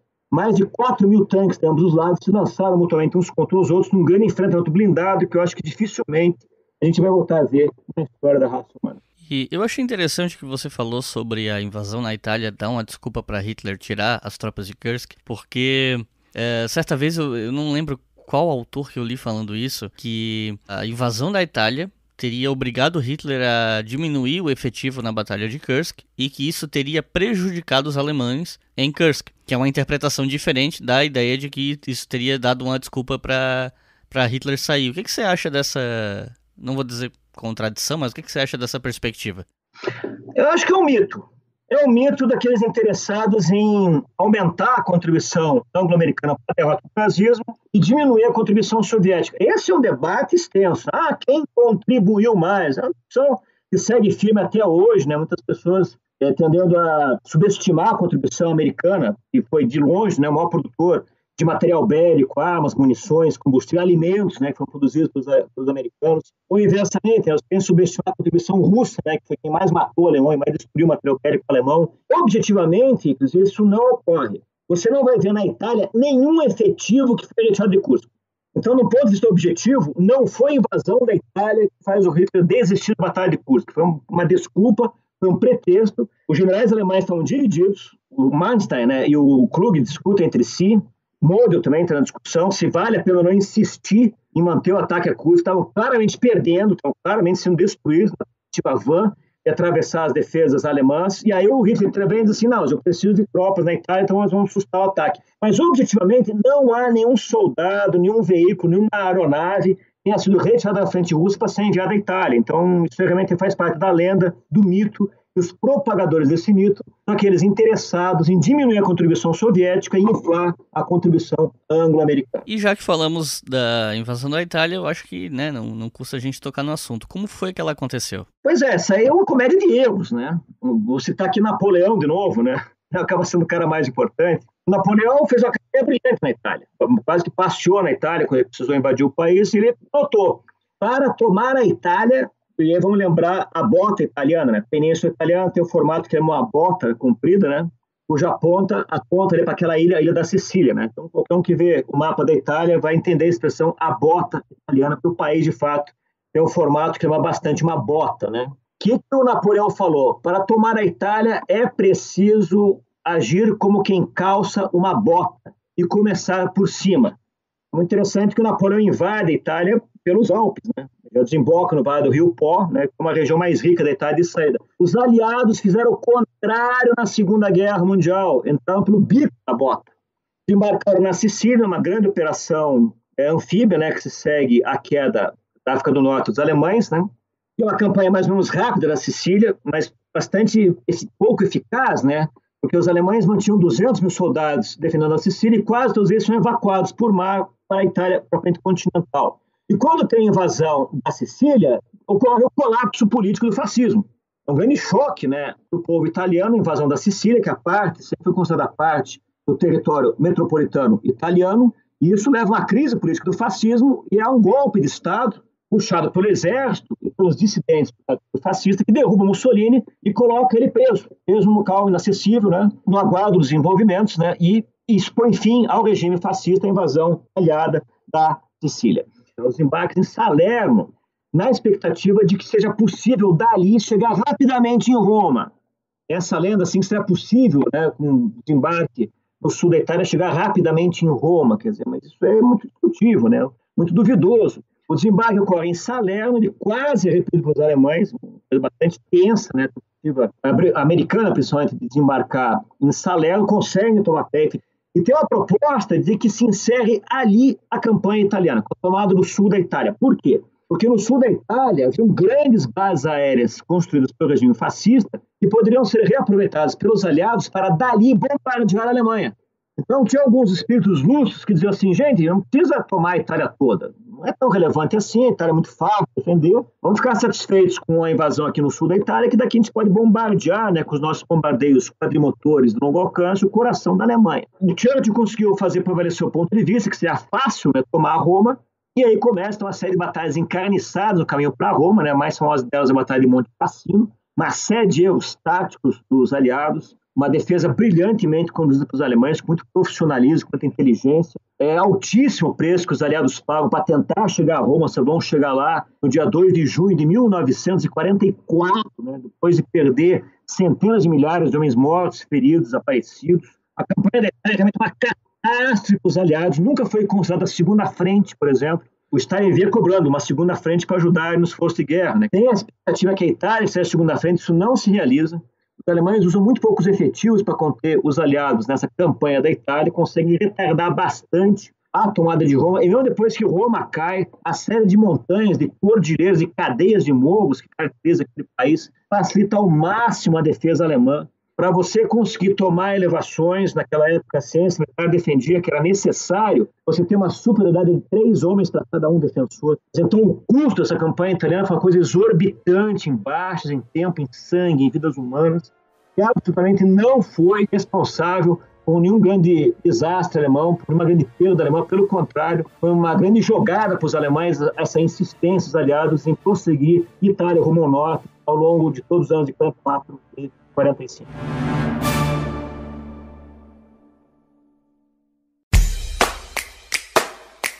A campanha do Leitura Obriga História, além de financiar o canal no YouTube, mantém esse e diversos outros podcasts de história no ar. A partir de R$2 por mês você financia todos eles e a partir de R$5 você pode ouvir a maioria deles com antecedência. Então acesse apoia.se/obrigahistoria e colabore para manter todas essas iniciativas educacionais gratuitas no ar.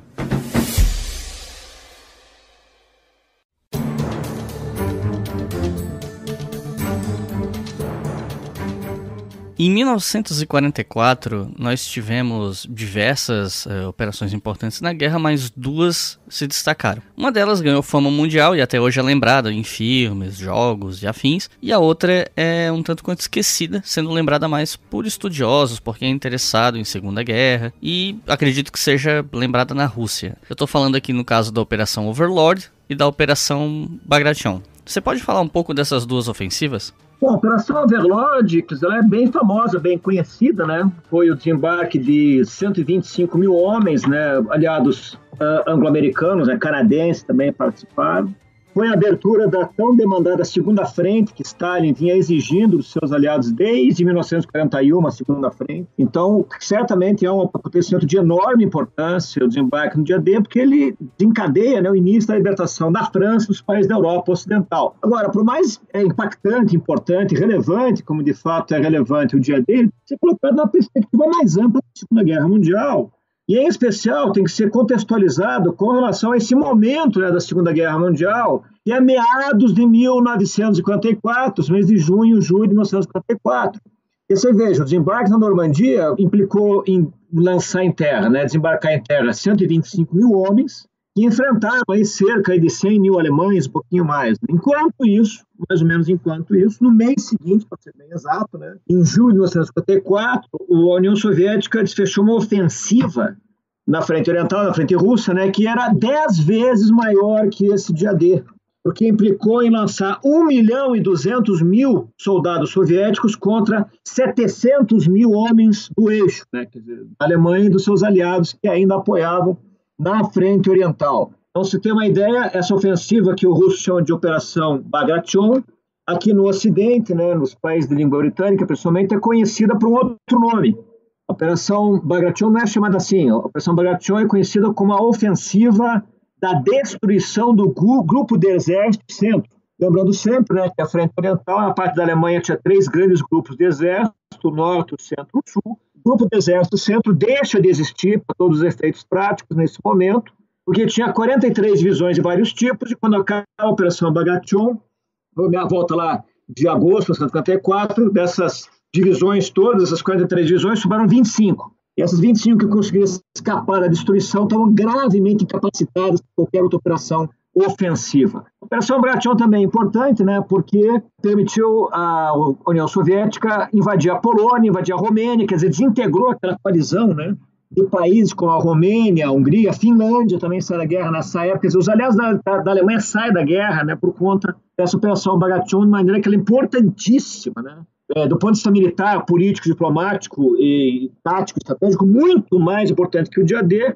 Mas, como você notou corretamente, que não é conhecida essa ofensiva aqui no Ocidente por conta da intensidade com que Hollywood monopoliza, né, a temática da Segunda Guerra Mundial com suas persuasivas, charmosas e monopólicas produções audiovisuais. E, bom, aqui a gente está falando de 1944 e tal, mas a guerra na Europa ela vai acabar em 1945, porque no caso dos soviéticos, normalmente no inverno essas ofensivas acabavam tendo um certo retrocesso, né? As principais ofensivas da Segunda Guerra se dão no verão europeu, e aí depois, né, que lá para especialmente meados ali de fevereiro, março. Aos poucos os aliados começam a ganhar mais fôlego para, né? Claro, a gente teve ali a ofensiva das Ardenas, nós tivemos enfrentamentos no inverno italiano, no próprio inverno ali do leste, mas depois que o inverno começa a perder, né, o seu caráter mais rígido, e de fato as ofensivas começam a ganhar mais fôlego. E ali entre abril e maio é que o grosso do fim da guerra acontece, e entre tantos episódios que a gente pode mencionar, acho que a gente pode, né, por uma questão de tempo, focar na Batalha de Berlim mesmo, né? Já que em 30 de abril Hitler se suicidou e em 8 de maio, no fuso horário europeu, a Alemanha se rendeu incondicionalmente. Então eu te pergunto, como é que foi a derrubada de Berlim? Como é que os aliados chegaram lá? Como é que isso se deu? Quais as consequências imediatas dessa batalha? Isso tudo foi acordado anteriormente, né? Várias negociações de alto nível, né? Os três grandes aliados, o Churchill, o Roosevelt e o Stalin, já tinham definido antes dessas ofensivas serem fechadas como é que ia ser a ocupação da Alemanha.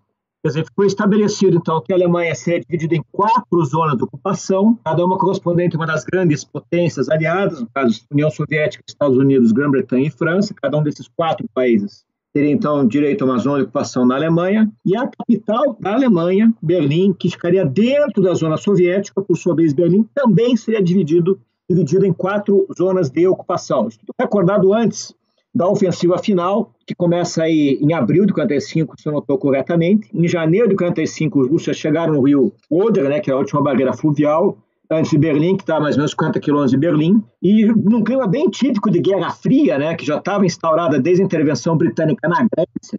Vale a pena o teu ouvinte notar que em 1954, Churchill tirou 2 divisões que combatiam os nazistas na Itália e mandou essas 2 divisões ocupar a Grécia, para impedir que o Partido Comunista Grego libertasse a Grécia sozinho e instaurasse um regime comunista. Então, para você ver como que essa Guerra Fria já vai se construindo nesse último ano da Primeira Guerra Mundial. E a Batalha de Berlim também é um exemplo dessa Guerra Fria, porque antes de invadir Berlim, os russos primeiro cercaram toda a cidade. Feito um grande cerco a Berlim, com grandes grupos de exércitos soviéticos, não propriamente para impedir que os alemães fugissem de Berlim, o próprio Hitler fugisse. Esse cerco era mais para impedir que os aliados invadissem Berlim. Porque teve essa discussão entre os altos comandos aliados, né? Poxa, os últimos avanços sinais, né, a partir aí de março, abril de 45, na Alemanha, foram tão produtivos, e Berlim ficou ao alcance dos exércitos aliados, em especial do exército britânico, né, que operava mais ao norte. Foi feita essa discussão no alto comando aliado em Reims, né, no QG do Eisenhower,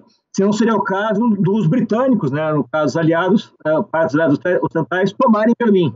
O Eisenhower, muito pragmaticamente, fez ver, né, aos que propunham essa ideia, né, de uma tomada anglo-americana de Berlim, que a divisão da Europa já tinha sido feita, que toda aquela área onde fica Berlim não era a zona de ocupação deles, foi feito só um pedaço de Berlim, portanto não valia a pena pagar o que Berlim exigia em custo de vidas humanas para tomar um objetivo que, segundo as próprias palavras do Eisenhower, teria que ser devolvido para outro sujeito, no caso, o Stalin.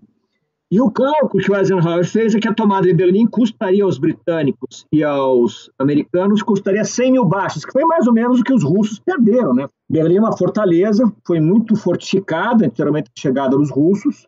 A ordem do Hitler resistir até o fim foi cumprida, uma resistência bastante intensa, uma cidade repleta de civis, que causou dezenas de milhares de baixas entre os civis também, né?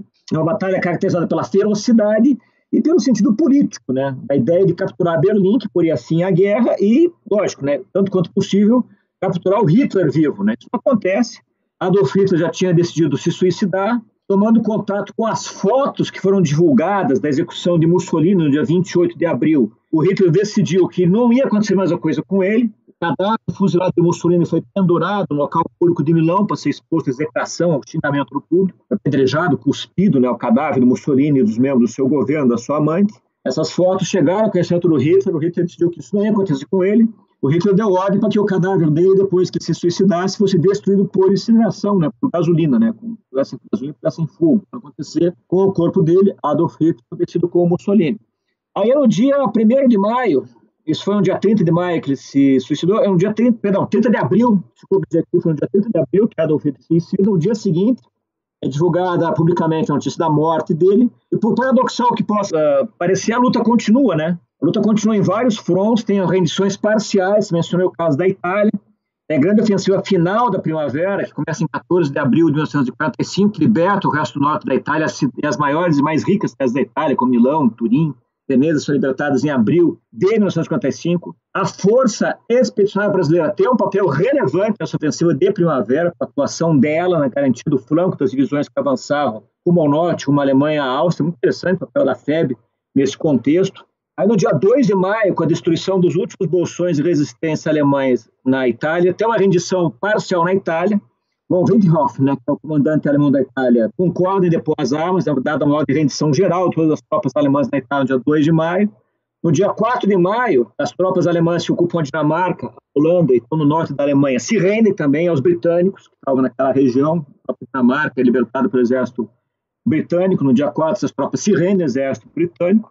E, finalmente, no dia 7 de maio, um governo sucessor, né, o do Adolf Hitler, que foi encabeçado pelo comandante da Marinha alemã, o comandante dos submarinos, né, o almirante Karl Dönitz, né, que é o novo Führer, né, que dá continuidade ao terceiro Reich de Adolf Hitler. Dönitz dá ordem, então, que as forças armadas alemãs se rendam, né, encerrando a guerra, e isso é feito, isso acontece.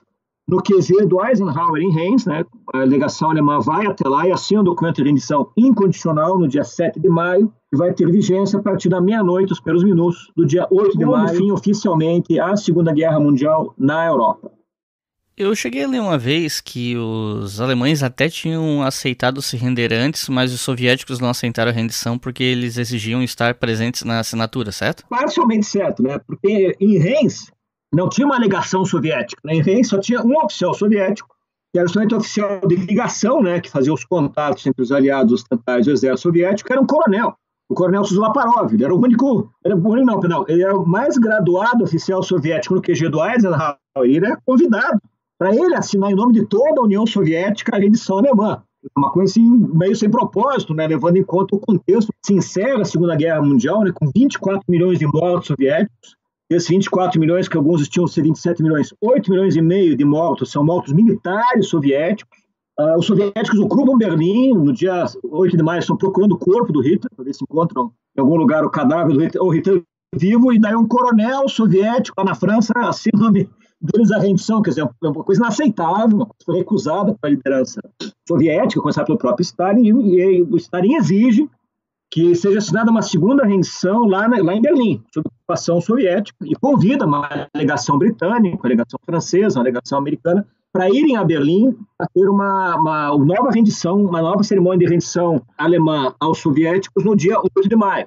Só que, imagina o que era para tentar articular isso, uma Berlim completamente destruída pela guerra, todas as infraestruturas bastante sucateadas e bombardeadas, incineradas e carbonizadas. De alguma maneira, esse pessoal consegue ir de avião até Berlim, de alguma maneira eles conseguem achar um local em Berlim para fazer a assinatura. Vários problemas surgem no caminho, problemas de ordem política, problemas de ordem diplomática, já tem ali os estranhamentos da Guerra Fria, de maneira que a cerimônia de rendição dos alemães em Berlim aos soviéticos começa às 23 horas do dia 9 de maio. Isso vai ser encerrado uns minutinhos depois, né, já no dia 9 de maio, razão pela qual os soviéticos e os russos, né, a Federação Russa que sucedeu à União Soviética, desde então celebra, comemora o dia da vitória no dia 9 de maio, porque de fato, né, a cerimônia só acabou nos primeiros minutos do dia 9 de maio. A gente às vezes fala, não, porque o fim da guerra, às vezes me parece que o pessoal esquece que quando a gente fala em 8 de maio como o fim da guerra, a gente está se referindo ao fim da guerra na Europa, mas as hostilidades continuaram no Pacífico. E em agosto de 45, a guerra termina de vez com a rendição do Japão. Eu gostaria que você comentasse um pouco sobre como isso se deu, mas também queria ouvir o que você tem a dizer sobre uma hipótese que eu já vi algumas pessoas levantando. Eu já li um material por aí, embora não muita coisa, que afirmava que o fator determinante para a rendição japonesa não teria sido, ao contrário do que normalmente se fala, o lançamento das bombas atômicas, mas sim a entrada da União Soviética na luta contra o Japão. Os países já tinham assinado um acordo de não agressão depois dos embates em Hangul em 1939, porque os soviéticos queriam focar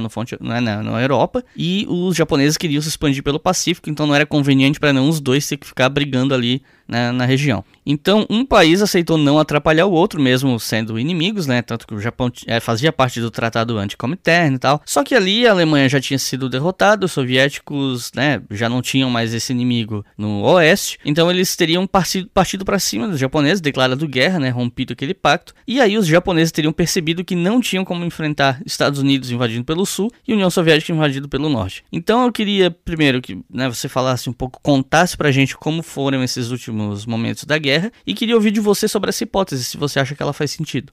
Olha, isso não é nenhuma hipótese, são fatos historicamente demonstráveis, empiricamente comprovados. A primeira vez que essa interpretação que você está resumindo aí circulou no Ocidente foi no magnífico livro do John Toland, infelizmente nunca foi traduzido para o português, o livro que chama-se Empire of the Sun, quer dizer, o Império do Sol, uma história da Segunda Guerra Mundial no Pacífico, que ele lança em 1970. É um livro maravilhoso, e é muito importante esse livro, porque o John Toland ele examinou com detalhe as atas das reuniões do gabinete de governo japonês em agosto de 1945. E aí que ele chegou a essa constatação que você já resumiu para os nossos ouvintes, quando tem os ataques atômicos, né, eles são censurados pelo governo japonês. O governo japonês não permite que circulem as informações sobre o que aconteceu em Hiroshima, que é a primeira cidade a ser atacada, né? Faz uma censura ampla, né? Não permite que as pessoas tomem conhecimento, que também não é difícil, né? Que o Japão tudo destruído, as comunicações públicas eram muito reduzidas, eram todas controladas pelo governo. E o americano se surpreende com isso. Eles jogam a pena bomba em Hiroshima e o Japão não se rende. E o John Toland tem uma revelação também que é extraordinária, que os americanos, então, começam a bombardear com panfletos o Japão, desafiando os japoneses a divulgar o que aconteceu em Hiroshima. E tem uma carga de panfletos que ela é jogada sobre Tóquio, desafiando o governo japonês a consultar os físicos do Departamento de Física da Universidade de Tóquio, desafiando eles para que eles fossem enviados para Hiroshima para descobrir o que aconteceu. E eles fazem isso. O governo japonês censura as informações para o ataque nuclear em Hiroshima, envia uma alegação de físicos para Hiroshima que constata, de fato, não sabemos como, mas pelo testemunho dos sobreviventes e pela medição de radioatividade é que certamente ocorreu uma grande explosão nuclear. Então, mas essa informação é censurada também. E aí os americanos, dentro do silêncio do governo japonês, lançam uma segunda bomba atômica em Nagasaki. Nenhum desses ataques atômicos convenceu o governo japonês a encerrar a guerra. O fator determinante está nas atas do governo japonês, as reuniões do governo, do gabinete do governo japonês. O fator determinante foi o ataque soviético na Manchúria, que já havia sido combinado na Conferência de Potsdam, que é julho de 1945, conferência que os grandes líderes aliados fazem na capital alemã, em Berlim, na localidade de Potsdam. Né? Aí, em julho de 1945, a União Soviética subscreve o ultimato que é dado ao Japão, que o Japão se renda, o Japão põe a fim à guerra ou aguenta as consequências, a União Soviética assina junto, a União Soviética se compromete a entrar na guerra contra o Japão, isso acontece, né, na segunda quinzena de agosto de 1945. E a ofensiva soviética sobre a China estava ocupada pelo Japão, uma coisa devastadora, que em coisa de 2 semanas, o exército japonês localizado na China, que somava 650 mil homens, é destruído, completamente eliminado pela ofensiva soviética, que basicamente já tinha demolido a Alemanha, né? Eles levam para a Sibéria e dali atacam, né? O Japão e destrói tudo aquilo que era o exército japonês da Manchúria e da China em coisa de menos de 2 semanas. Vão até a Coreia, né? Impressionante, vai à China, ocupem toda a costa, cidades importantes, ou até a Coreia, né, com libertadores destruindo, né, o exército japonês. E é o choque, isso está nas atas também das reuniões do governo japonês que o John Toland examinou na pesquisa e fazer o livro dele. E é esse choque, perda na China e a destruição do exército japonês na China em questão de poucos dias, que finalmente convence a liderança japonesa que a guerra acabou e eles perderam. E aí o paradoxo é esse, né? Embora a motivação para a derrota japonesa seja a invasão soviética, tanto para o governo americano quanto para o governo japonês, ficou mais cômodo atribuir a causa da derrota dos ataques atômicos. Como disse o representante do governo japonês, é melhor a gente assumir que foram os ataques atômicos, que nem o mais valente dos samurais poderia resistir a bombas atômicas. É uma desculpa conveniente para eles terem perdido a guerra. O americano subscrevia esse ponto de vista para justificar os enormes gastos financeiros que foram feitos para fazer a bomba atômica. O projeto Manhattan, que é o nome código, né, do desenvolvimento e produção das bombas atômicas, custou uma fortuna, custou a fábrica de $2 bilhões, os bons $2 bilhões daquela época. Então, tinha que ser justificado, né, investimento no programa de pesquisa nuclear, e se você atribuísse, se você ligasse, né, o sucesso do ataque nuclear no fim da guerra, isso aí se pagava mais, se gastava mais bem, justificados perante o público e perante o contribuinte americano. Mas do ponto de vista objetivo, quem realmente convence a liderança japonesa a sair da guerra não são os ataques atômicos, é a invasão soviética da Manchúria e da China, embora tanto os japoneses quanto os americanos subscrevam o ponto de vista errôneo, o ponto de vista relativamente falso, eu diria, os ataques atômicos a Hiroshima e Nagasaki encerraram a Segunda Guerra Mundial no Pacífico. Eu confesso para você que, embora eu já conheça essa tese há algum tempo, eu não sabia que ela já tinha se tornado hegemônica na historiografia. Para mim é uma novidade isso. Bom saber, inclusive. Eu recomendo fortemente, viu, a leitura do livro do John Toll. Ele era casado com uma japonesa, né? Então ele não teve muito problema em traduzir aquela massa de documentos das atas das reuniões e daí chegar a essa conclusão. O livro dele é muito censurado, acho que é por isso que não foi traduzido aqui. Mas recomendo fortemente quem puder encontrar o livro de John Toland, The Empire of the Sun, vai ser surpreendido com essa revelação. O governo japonês não se comoveu com os ataques nucleares, o governo japonês omitiu, censurou, impediu que a população tomasse conhecimento, mandou seguir a guerra como de costume. E aí sim, o grande choque que é a intervenção soviética, e ela é devastadora e é fulminante, né? E tem outra revelação nesse livro, que talvez seja do interesse dos teus ouvintes, que é o julgamento de Tóquio. Os julgamentos de Tóquio são equivalentes no Pacífico dos julgamentos de Nuremberg. Os julgamentos de Nuremberg, feitos na cidade de mesmo nome, né, depois da guerra, processaram, julgaram, né, enfim, né, levaram à justiça os principais criminosos de guerra nazistas, né, que foram capturados pelos aliados quando a guerra acabou. Processo idêntico aconteceu em Tóquio. Os principais criminosos de guerra da liderança japonesa foram levados a julgamento, só que não. Uma das cláusulas, né, da promotoria da acusação contra a liderança japonesa era a realização de ataques aéreos terroristas contra a população civil indefesa. E o japonês fez até exaustão na China, né? Tem vários ataques aéreos. O japonês fechou contra as maiores cidades chinesas que não tinham outro intuito, a não ser matar civil, provocar o terror, o pânico. Essa é uma coisa muito chata, muito desagradável.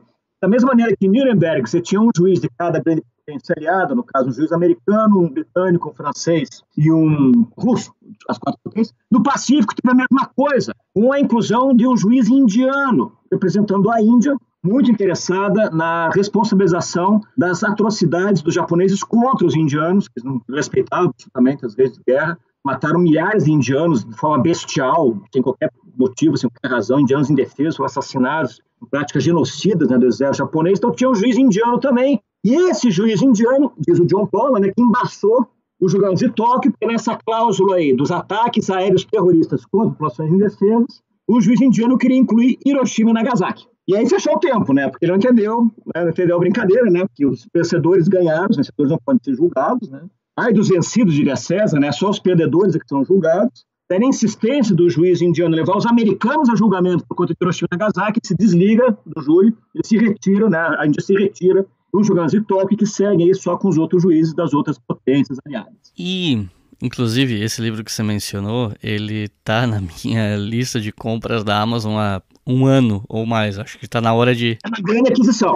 Tá na hora de finalmente comprar. Mas, enfim. Eu sei que perguntar, o que eu vou te perguntar agora, é complicado porque a resposta ela é tão ampla que a gente pode ficar umas 4 horas aqui só discutindo em cima dessa pergunta. Mas, sinta-se à vontade para responder da forma que preferir, focando no que você achar mais importante. Fique à vontade. Minha pergunta é, como você enxerga a importância da Segunda Guerra Mundial como evento histórico para o mundo de hoje? E que exemplos você pode nos dar, né, para dar para os ouvintes, sobre a importância não só do evento em si, mas de se estudar e entender esse conflito? Puxa vida, o impacto da Segunda Guerra Mundial ele é duradouro, né? Corre o risco até de se eternizar, porque o fim da Segunda Guerra Mundial implica na liquidação, né, do nazifascismo. O grande mal, vamos dizer assim, que tinha que ser erradicado da face da Terra, deixa de existir. Consequentemente, o projeto genocida nazista ele é interrompido. A gente não pode alimentar ilusão nenhuma a respeito. Se a Alemanha não tivesse sido derrotada, todas as raças inferiores, como dizia o nazista, né? Todos os seres humanos indignos de viver, né, como dizia a ideologia nazista, teriam sido mortos pelos nazistas, né? Os judeus, por exemplo, teriam desaparecido da Europa. Os eslavos, que eram uma sub-raça dos nazistas também, teriam grande parte dos mortos ou escravizados, que é bom lembrar que a Alemanha nazista reintroduz a escravidão que já tinha sido extinta na Europa há séculos, né? Reinventa a escravidão na Europa. Então, a Segunda Guerra Mundial é importantíssima porque põe fim à tirania, né?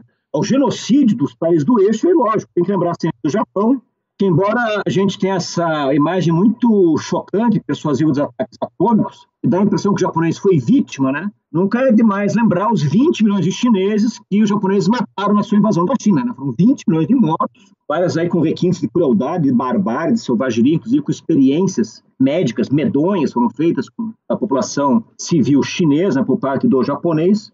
Então, você conter o bestialismo, né, alemão, japonês e secundariamente italiano é um grande legado da Segunda Guerra Mundial. Talvez tenha sido a última grande guerra, digamos assim, inequivocamente ética, né, porque não tinha muito o que escolher entre os dois lados. E também a Segunda Guerra Mundial representa a ascensão dos Estados Unidos como superpotência, né? E acaba a Segunda Guerra Mundial, os Estados Unidos é um dos poucos países que não foi atingido pela guerra. Não teve batalhas, bombardeios nos Estados Unidos, né? Pelo contrário, os Estados Unidos não só não é atingido pela guerra, como sofre poucas perdas militares, 400 mil mortos, se não me engano. A economia americana cresce muito durante a guerra por conta do estímulo das encomendas militares, né? A economia americana cresce 50% durante a Segunda Guerra Mundial. E acaba a Segunda Guerra Mundial, os Estados Unidos são uma superpotência. Os Estados Unidos têm metade das reservas mundiais de ouro, os Estados Unidos têm metade da produção mundial, os Estados Unidos têm metade da frota mercante mundial, quer dizer, é uma coisa assim incrivelmente grande, gigantesca, proporcional à superpotência americana.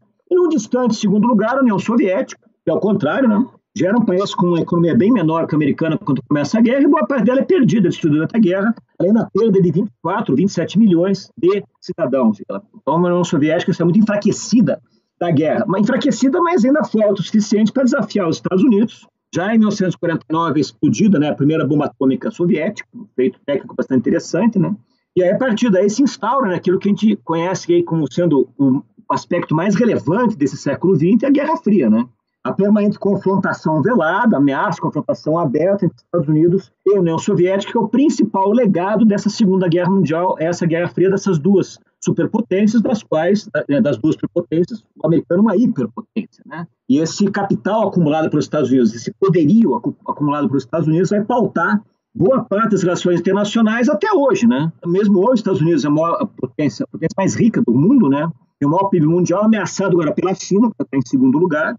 Mas, enfim, o legado da Segunda Guerra Mundial se estende até os dias de hoje. Na geografia também, né? As duas Coreias, né, são o resultado da Segunda Guerra Mundial. As duas Alemanhas, que vão se reunificar aí recentemente, também são o resultado da Segunda Guerra Mundial. O fim dos impérios coloniais, francês, britânico, holandês, eles somem, começam a desaparecer na Segunda Guerra Mundial e se extingue nos anos 60. Quer dizer, a descolonização também é um legado da Segunda Guerra Mundial. A gente poderia ficar aqui mencionando vários aspectos, para não se estender mais, e é também um sucedâneo da primazia americana nesse contexto, pós-Segunda Guerra Mundial, a americanização do mundo, né? Então, os Estados Unidos não é só uma superpotência econômica, militar e científica, eles são uma hiperpotência cultural também, né? Já fiz menção aqui a Hollywood, né? O Hollywood vai virar uma coisa monopólica e global, né? Impondo a visão de mundo, os costumes, a cultura americana, através de filmes, discos, música, livros, história em quadrinhos, né? Para todo mundo, isso também é um legado da Segunda Guerra Mundial.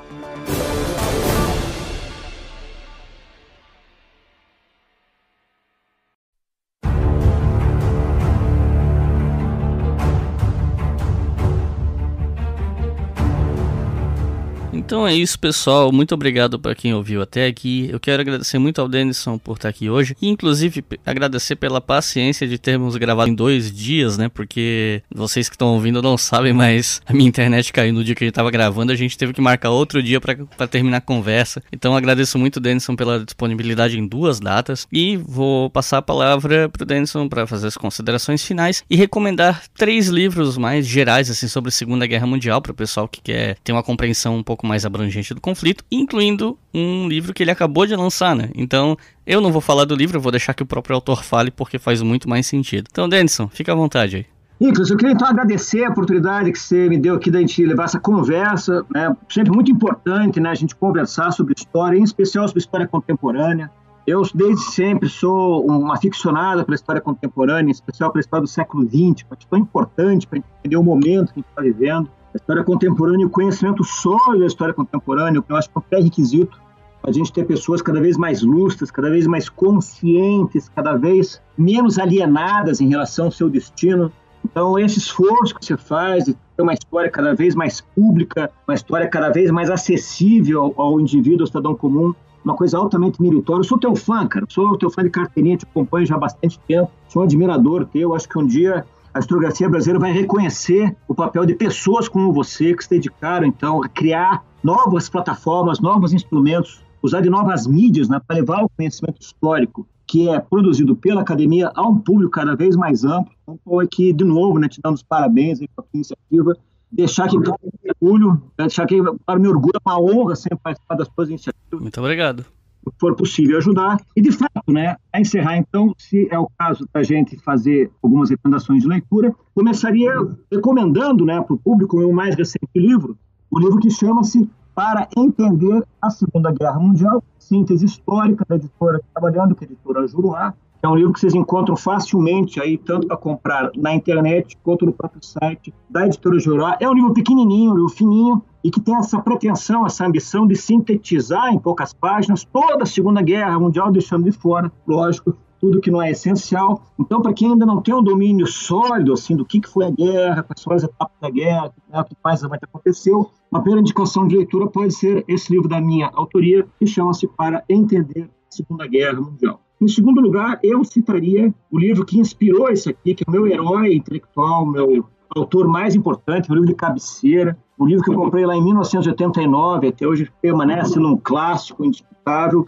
um livro que não é propriamente de Segunda Guerra Mundial, mas tem um capítulo absurdamente bom de Segunda Guerra Mundial, que até hoje permanece atualizado, que é o livro do Paul Kennedy, que chama-se Ascensão e Queda das Grandes Potências. E tem um capítulo excelente de Segunda Guerra Mundial, outro ótimo de Primeira Guerra Mundial também, ele cobre o período 1500-2000, e o capítulo dele, do livro do Paul Kennedy, que chama-se Ascensão e Queda das Grandes Potências, tem uma interpretação da Segunda Guerra Mundial que até hoje permanece sendo inteiramente válida. E uma terceira e última indicação que eu deixaria aqui para os ouvintes, que é uma indicação assim, mais genérica, seria então aí, passando assim nessa coisa mais ampla, mais de síntese, né, que é uma síntese maravilhosa que o Paul Kennedy faz, é o leitor, né, se interessar por ler qualquer livro do Anthony Beevor.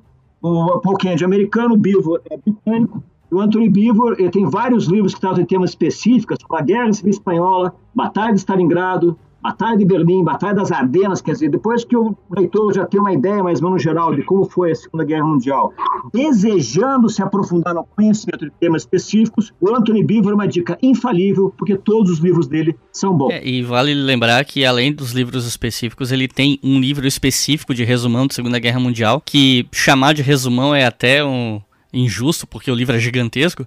Né? Então ele é meio que a antítese do teu livro, né? Ele é sobre Segunda Guerra, mas ele é gigantesco. Então, quem quiser começar, começa pelo livro do Demison. Quem quiser se aprofundar, vai no do Beevor e se prepara para ler um livro do tamanho de uma bíblia.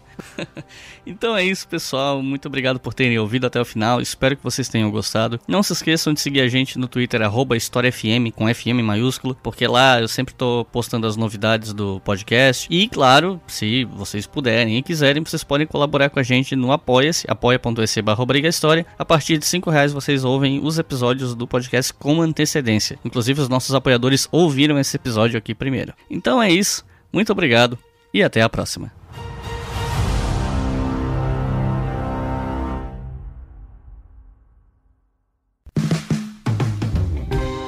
Este podcast foi financiado por nossos colaboradores no Apoia-se. Acesse apoia.se/obrigahistoria e contribua para manter este projeto educacional gratuito no ar.